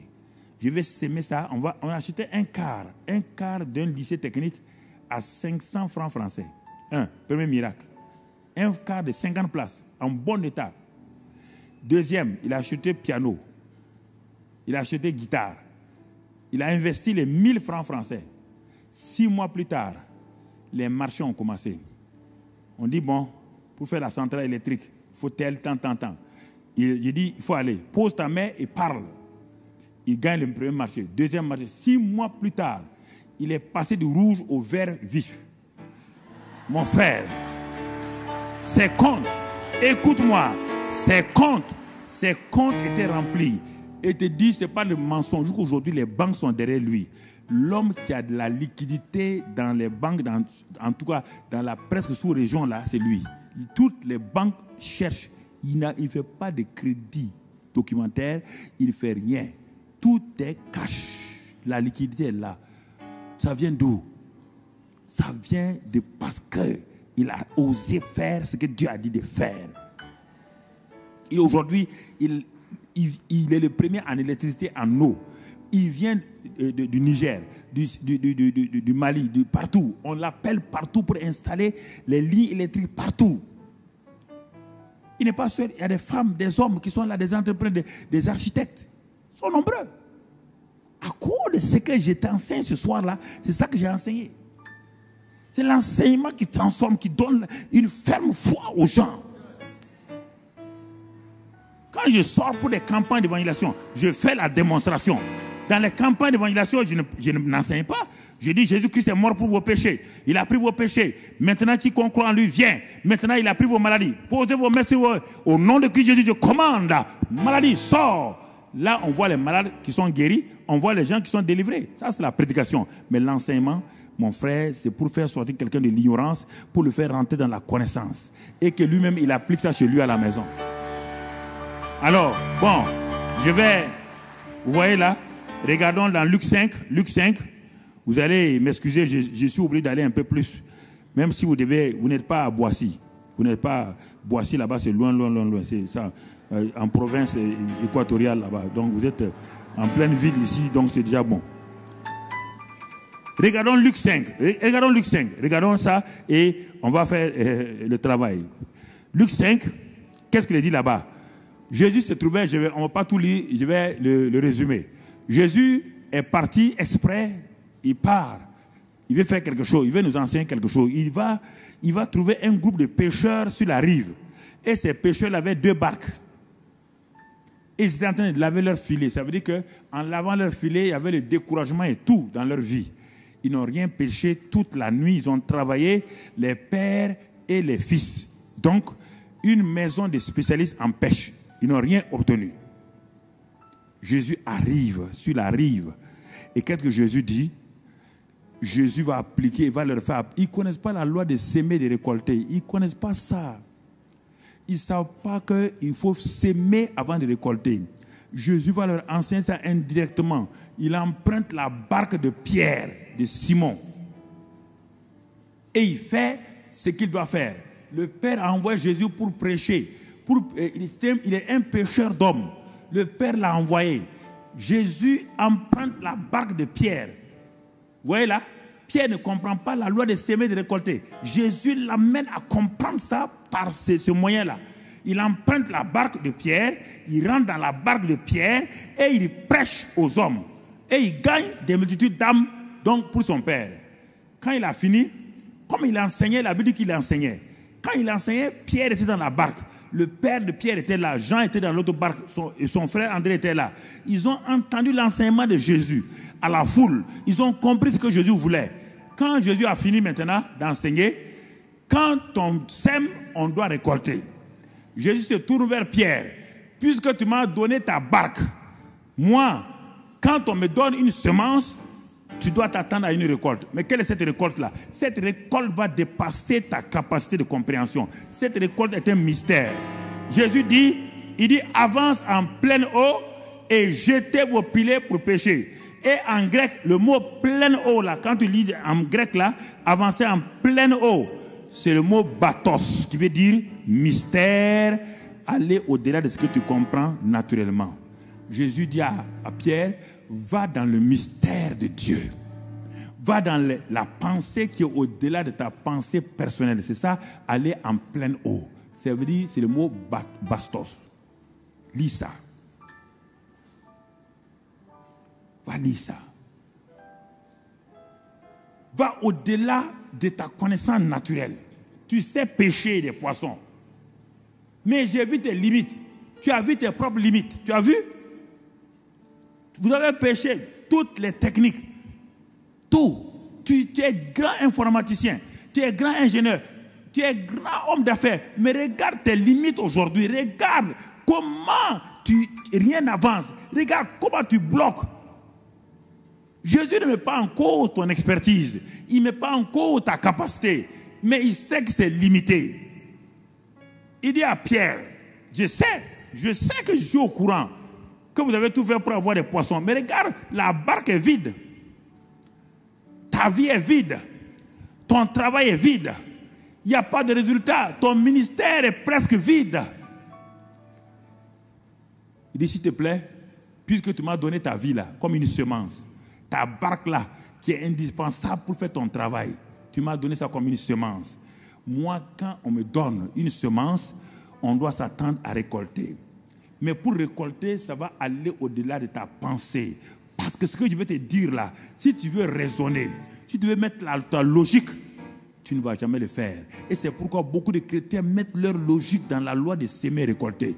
Ils mettent trop de logique dans la loi de donner et de recevoir. Parce qu'ils se disent, mais on ne peut pas comme ça. Parce que la loi économique dit la demande, l'offre et la demande. Chez Dieu, ce n'est pas l'offre et la demande, mon frère. Ce n'est pas une affaire d'économie. C'est une affaire de loi du royaume. Écoute-moi, mon frère. Écoute ce que Jésus dit. Il dit, avance en pleine eau. Va dans le mystère de Dieu. Va dans le mystère de Dieu. Et quand tu vas entrer dans le mystère de Dieu, alors jette tes filets pour pêcher. Ne jette pas tes filets avec les choses naturelles. Pendant toute la nuit, tu as jeté tes efforts. Tu as tout fait. Tu as tout fait. Mais maintenant, moi je te dis, va au-delà de tes efforts, de ta pensée, de ta capacité. Et Pierre a voulu raisonner. Il dit, nous avons travaillé toute la nuit. Il dit, c'est ça que je te dis là. C'est pourquoi je te dis, va dans le bastos, dans le mystère de Dieu. Dans le mystère de la provision surnaturelle. Le mystère de la provision surnaturelle, c'est lorsque tu obéis, tu agis, que tu vois la chose. Ce n'est pas quand tu raisonnes. Ce n'est pas quand tu t'assois et tu analyses. Il dit, ça ne marchera pas. Dans le ministère, c'est la même chose. Tout ce que je dis là, dans tous les domaines, c'est la même chose, c'est le même principe. Ce n'est pas en raisonnant que tu auras un grand ministère. C'est en posant des actes, des défis. Dieu te dit, il te met à l'épreuve, mets-moi à l'épreuve. Il dit, Pierre, mets-moi à l'épreuve. Jette ton filet où? Là-bas, dans le mystère, va et tu vas pêcher. Ils ont dit, mais ça ne va pas. Après, Pierre dit, sur ta parole, mais quelle est ta parole? Quelle est cette parole-là? Quelle est cette parole? Qui a parlé? C'est Jésus. Qui est ce Jésus? L'auteur et le consommateur de la foi. Qui est ce Jésus qui a parlé? C'est la parole vivante. Qui est ce Jésus qui a parlé? Il a parlé quelle parole? Il a parlé quelle parole? La parole que Jésus a dit est la parole créatrice qui a créé les poissons au commencement, qui a créé tout au commencement. La parole que Jésus a dite, laquelle est cette parole-là? C'est la parole qui soutient toute chose. Hébreux 1 Hébreux 2.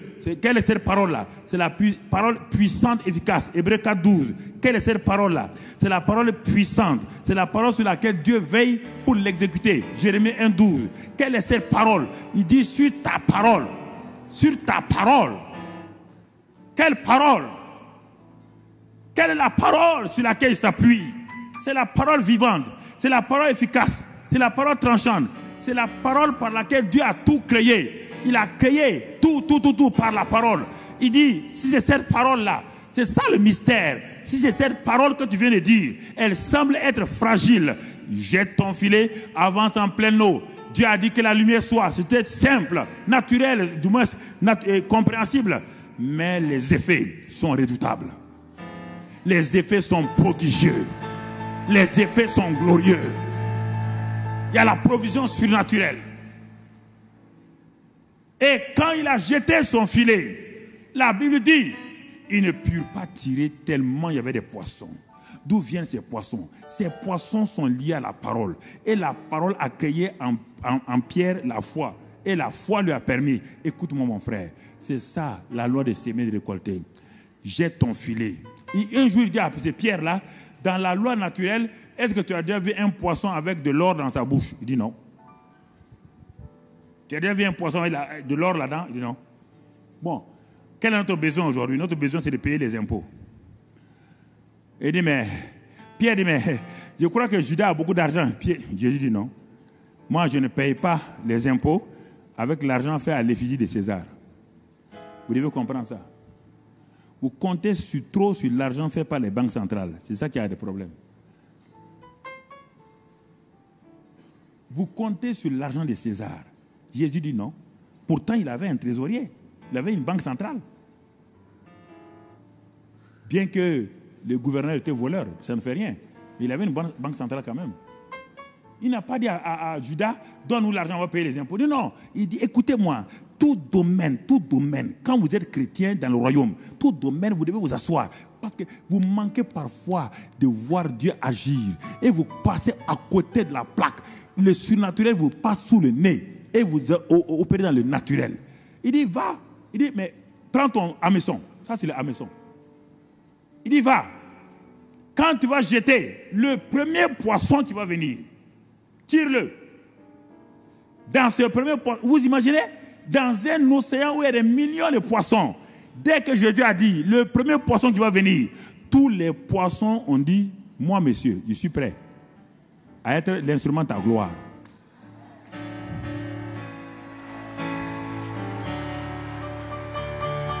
Il ne faut pas ramener la parole de Dieu au naturel. Si vous voulez réfléchir à ça là, même Pierre, c'est un pécheur. Son papa est pécheur. De l'or dans la bouche d'un poisson. Mais Pierre commence à comprendre. C'est lui à qui il a dit, tu es le Christ, le Fils de Dieu vivant. Il commence à le comprendre, à saisir. Que c'est un gars qui opère dans le surnaturel. Il n'opère pas dans le naturel. Pierre prend son hameçon, il jette l'hameçon. Et quand il tire, il dit non, j'ai attrapé le poisson. Quand il a attrapé, il a ouvert, il a trouvé les pièces d'or. Donc, semer, un. Deuxièmement, jeter son hameçon. 2.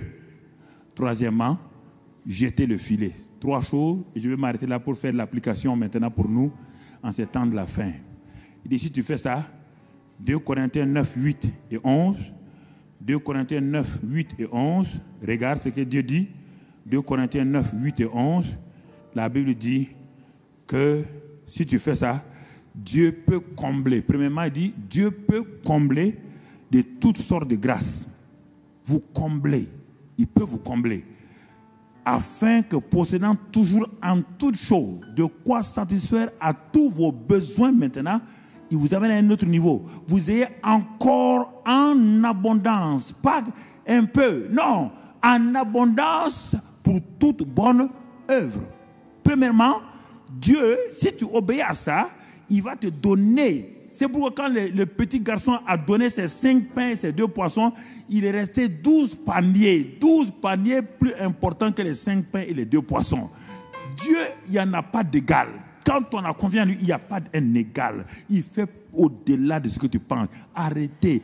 Enlevez les barrières de vos pensées, de vos cerveaux. Enlevez ça. Enlevez ça. Le verset qui suit, le 11. Après, il peut combler. Le 11, maintenant, il dit quoi? Qu'est-ce qu'il dit? Vous serez de la sorte enrichis. Non seulement il pourvoit vos besoins, et il donne l'abondance, et il va à la 3e dimension. Vous serez de la sorte enrichis à tous égards, pour toute espèce de libéralité. Maintenant, toute espèce de libéralité. Libéralité en amour. Libéralité dans tous les autres domaines. Toute espèce. La diversification vient. Et que par notre moyen, ferons offrir à Dieu des actions de grâce. Alors, je m'arrête là et je vais voir. Donnez-moi encore 15 minutes, s'il vous plaît. Donnez-moi 15 minutes. Donnez-moi 15 minutes. C'est important. Nous sommes ici, frères et sœurs, nous sommes dans un temps très important. J'ai enseigné ce message ce soir et je crois en mon propre message. Écoutez, nous sommes dans la francophonie et les situations deviennent compliquées. Regardez, frères et sœurs, quand nous voulons louer des salles de conférence, c'est tout un problème. C'est des paroles iniques à nos égards, des paroles blessantes à notre égard. Ah, c'est une église. Ah non, nous on ne loue pas aux églises. Quand on veut louer, quand on veut parler, qu'est-ce que vous faites? Une église. Ah non, on ne loue pas aux églises. On nous humilie, on nous rabâche, on nous crée de toutes sortes de problèmes. Mais comment Dieu dit que la terre m'appartient et toute la terre m'appartient? Pourquoi le peuple de Dieu? Pourquoi on ne s'empare pas des choses? Toutes les religions ont leur grande salle. Tout le monde entier, les affaires ont leur grande salle. Les politiciens ont leur grande salle. Mais les chrétiens sont en train de louer. Et la plupart du temps, quand nous faisons nos conférences, mon frère, mon soeur, et on passe nous sommes des SDF, sans domicile fixe en conférence. On n'a pas de domicile fixe. Tout le temps en train de louer des salles. Et on nous dit, non, si vous voulez faire tant de jours, vous ne pouvez pas avoir la salle. Parce que non, c'est pas faire ça. Sans domicile fixe. Je vous dis que Dieu veut qu'on passe de SDF à SCF. Le SDF, c'est des conférences sans domicile fixe. Les SCF, c'est des conférences, salles de conférence fixes. Que nous ayons des salles de conférence quoi? Fixes. Nous avons fini d'être déambulants dans les quartiers où on nous humilie, on nous maltraite. Et ce sont les millions que nous déposons dans les poches des gens. Les chrétiens enrichissent le monde. Ce n'est pas normal. Regardez cette foule-là. Je pense que nous sommes à la première conférence ici, deuxième conférence. On ferait la troisième conférence, mais je ne veux pas voir la quatrième conférence ici.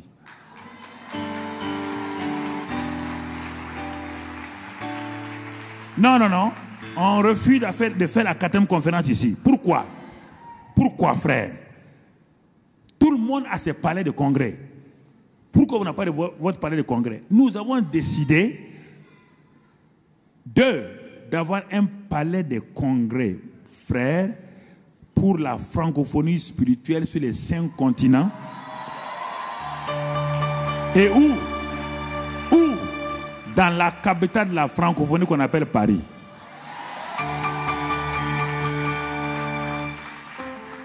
Nous avons décidé d'avoir un site ici où la francophonie spirituelle va lever la tête en disant: nous avons une salle de conférence. Nous pouvons dire, nous aussi, on peut rassembler 6 000, 7 000 personnes avec extension. On peut rassembler ces hommes et ces femmes-là et nous allons faire nos conférences. Écoutez, frères et sœurs, écoutez, regardez l'argent qui a été investi ici. Il ne faut pas vous amuser avec ça.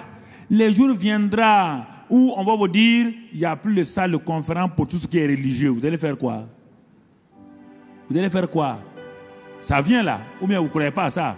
Il n'y a pas de salle de conférence parce que vous, les religieux, vous créez trop de problèmes aux gens. On met tout le monde dans le même paquet. Mais en ce temps, sur le palais des congrès de la francophonie spirituelle, sur les 5 continents et dans la capitale de la francophonie mondiale, cette salle est prête. Il y aura quoi? Simplement, chacun va venir. Et je vous parle ce soir d'une chose importante. Vous tous qui êtes là, vous qui nous suivez sur Internet, dans toute la francophonie mondiale, Canada, partout, les Caraïbes, partout en Afrique, partout en Asie, en Océanie, partout où il y a la francophonie. Frères et sœurs, c'est à vous que je parle. Ce n'est pas un amusement, c'est quelque chose d'important. Si nous laissons ça, avec les situations qui se compliquent là, on ne va pas aller loin. On va avoir des problèmes. Alors ce soir-là, je vais te dire une chose. 3 groupes de gens qui vont. Nous voulons que le palais des congrès pour la francophonie spirituelle, nous voulons voir ce grand hôtel de Christ bâti.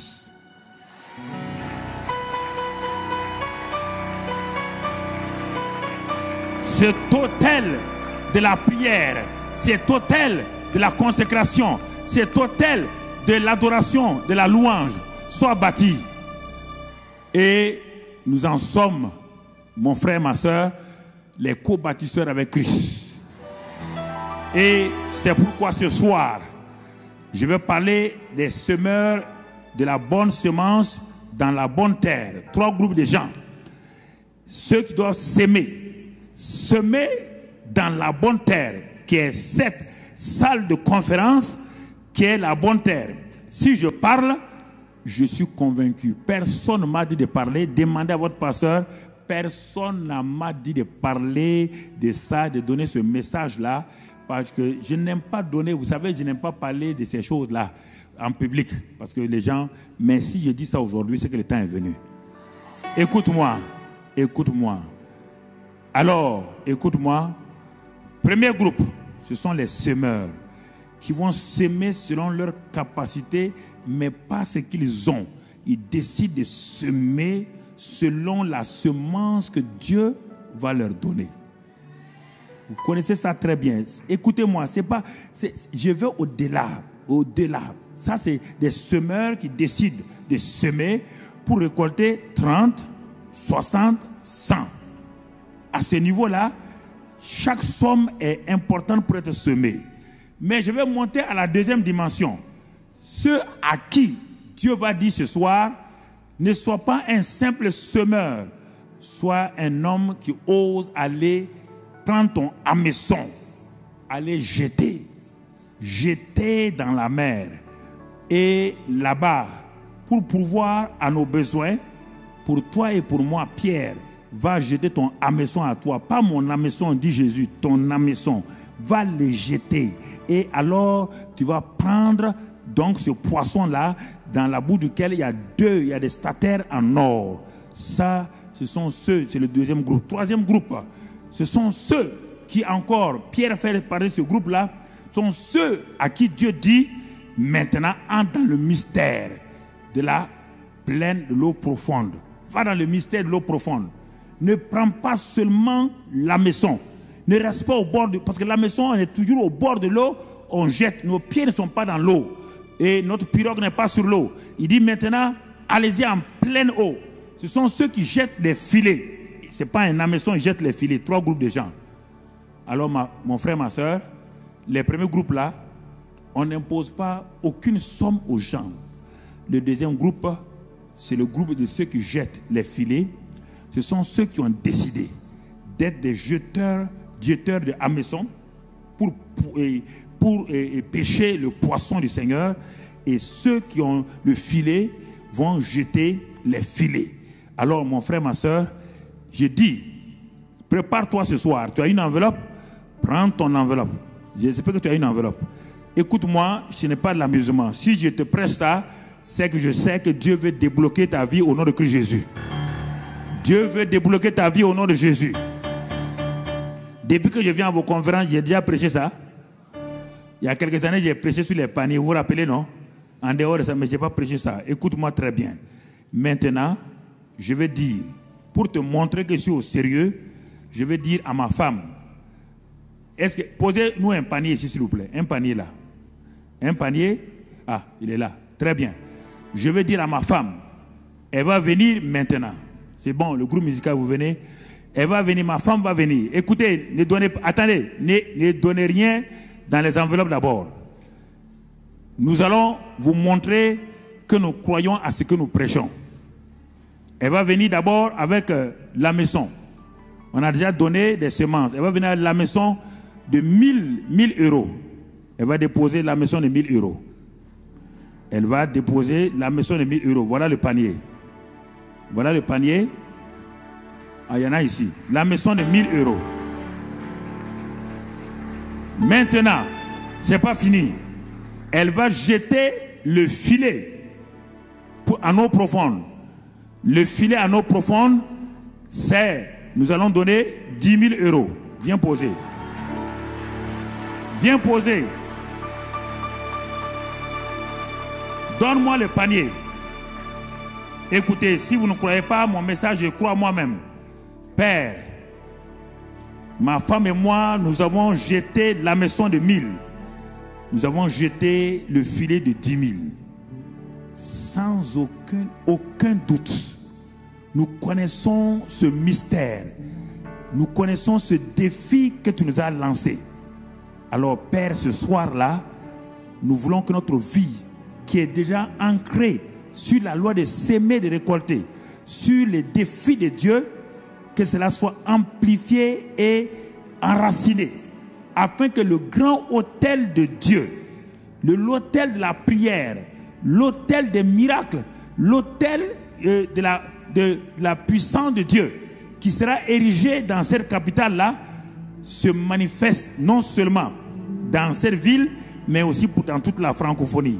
Père, nous te remercions au nom de Jésus.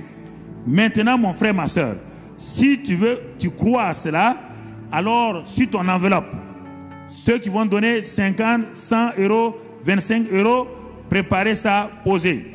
Mais maintenant, je cherche ceux qui sont prêts à que Dieu leur donne de pêcher le poisson où il y a l'or et l'argent dans sa bouche. C'est le plus grand miracle. Vous ne pouvez pas penser que votre hameçon là, vous pouvez le jeter.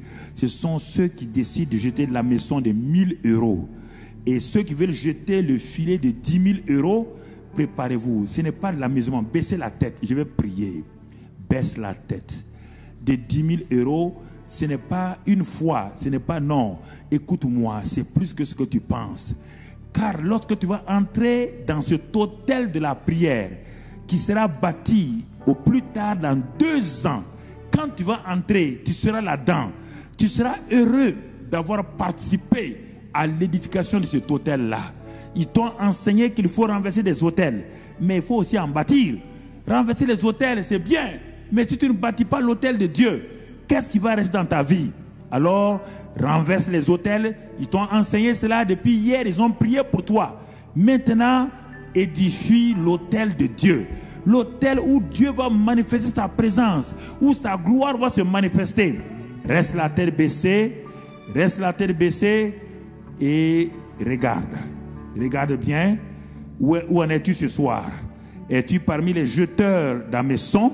Toi qui es à l'internet, tout le monde est concerné. Ce n'est pas une affaire de dénomination. C'est une affaire du royaume des cieux. Si tu veux jeter les 10 000, tu peux le faire en partie. Pas automatiquement 10, mais tu peux donner 2. Tu peux donner 3 jusqu'à atteindre les 10 000. Mais maintenant, baisse la tête.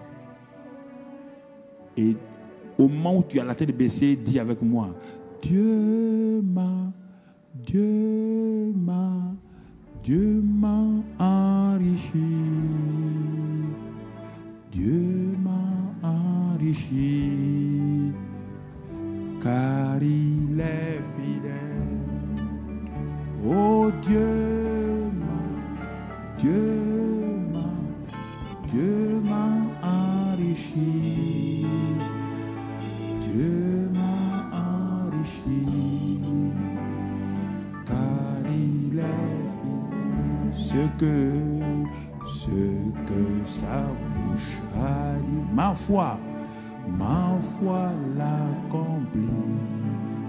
Oh, ce que ma bouche a dit, oh, ma foi l'accomplit. Si tu crois que tu es un jeteur d'hameçon 1000, tu peux avancer maintenant. Si tu crois que tu veux jeter le filet de 10 000, tu approches. Ceux de 1000 à ma gauche, ceux de 10 000 à ma droite. Les semeurs sèment, ils vont s'aimer tout à l'heure. Quand sort des rangs, à ma gauche, jeteur de filet de 1000, à ma droite, jeteur de filet de 10 000 et jeteur d'hameçon à 1000. Les semeurs vont se tenir debout tout à l'heure. Les 1000 euros à ma gauche et 10 000 euros à ma droite. 10 000 euros à ma gauche, à ma droite. Ce que ma bouche a dit. Oui, il faut faire une séparation. Oh Jésus. Ne bougez pas dans la salle, frère. Si vous ne venez pas devant, ne bougez pas. Les semeurs sont là tout à l'heure, on va voir. Ce que ça. Est-ce que vous pouvez vous mettre entre les deux pour qu'il y ait une séparation? Je vais les voir, une séparation complète entre les 10 000 et les 1000. Les 10 000, levez la main. 10 000 ici, tous les 10 000 à ma droite. 10 000 à ma droite, les 1000 à ma gauche. Oh oui. Ce que sa bouche a dit. Les semeurs peuvent ensuite passer plus tard à 1000 et à 10 000. Ce que sa bouche a dit. Seigneur, je vais déposer sur vous ce que Dieu m'a donné pendant ma jeunesse. Ce qu'il m'a donné pendant toute cette jeunesse. Pour que le ministère aille de l'avant. Pour que j'aille dans le monde entier et investir des milliards et des milliards. Frère, ce que je vais vous donner. Je n'ai jamais demandé de l'argent à quelqu'un. Le gouvernement ne m'a pas donné de l'argent. Je n'ai pas eu de l'argent en Amérique ni en Suisse. C'est au Burkina Faso en appliquant les principes de Dieu. Et tout le monde me respecte au Burkina Faso. Des chefs d'État, tout le monde me respecte. Ils savent que je suis dans l'honnêteté, l'intégrité et ils savent que j'applique les lois de Dieu. C'est pourquoi je vais ce soir vous.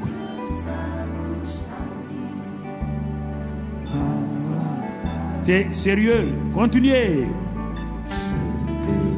Chantez. Ce que sa bouche a dit. Mettez-moi de la sorte à l'épreuve. Et vous verrez. Si je n'ouvre pas les écluses des cieux. Encore. Oh oui. Ma foi l'accomplit ce soir.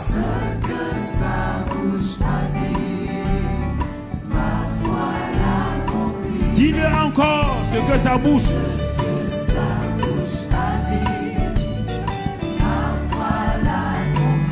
Oh oui. Ce que sa bouche a dit, ma foi l'accomplit.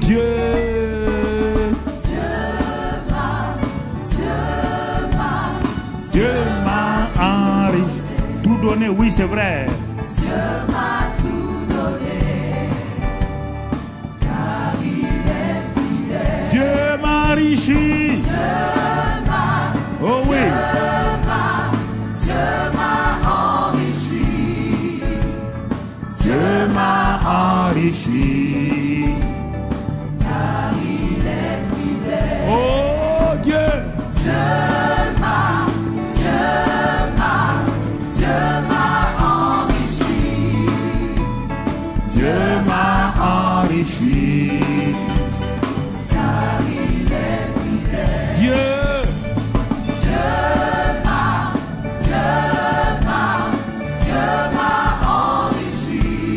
Oh oui.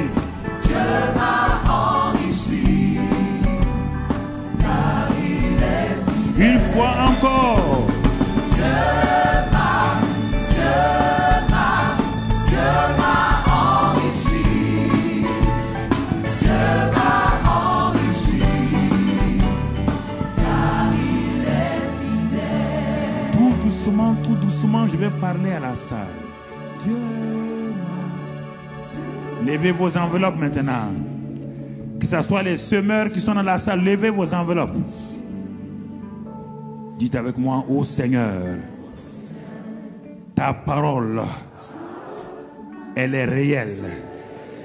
Je la mets à l'épreuve ce soir. Car lorsque ta bouche dit une chose,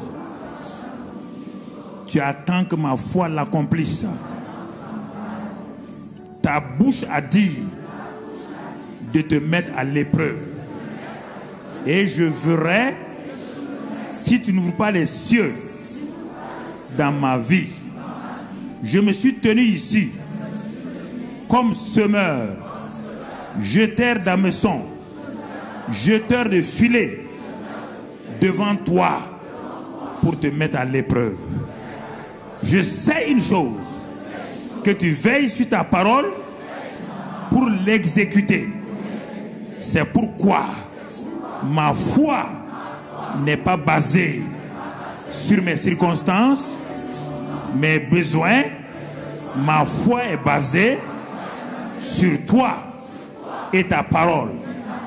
En mettant ce soir ma semence, en jetant mon hameçon, mon filet, je m'attends à recevoir en retour que tu ouvres les écluses des cieux sur ma vie, ma famille, mon travail, mon église, ma profession et mon pays.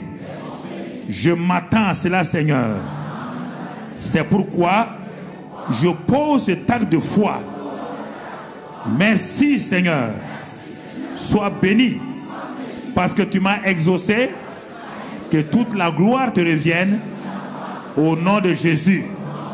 Amen.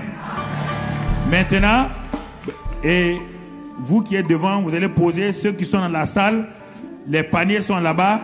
Vous allez poser cela par la foi, tout en chantant, en proclamant ce que vous dites. Quand vous déposez, vous chantez, vous partez à votre place. Mettez ça dans les paniers et vous partez en partant. J'espère que vous avez mis vos numéros de téléphone et tout. Il y a un bic, il y a des sœurs qui veulent des bics. Chantez. Oh oui.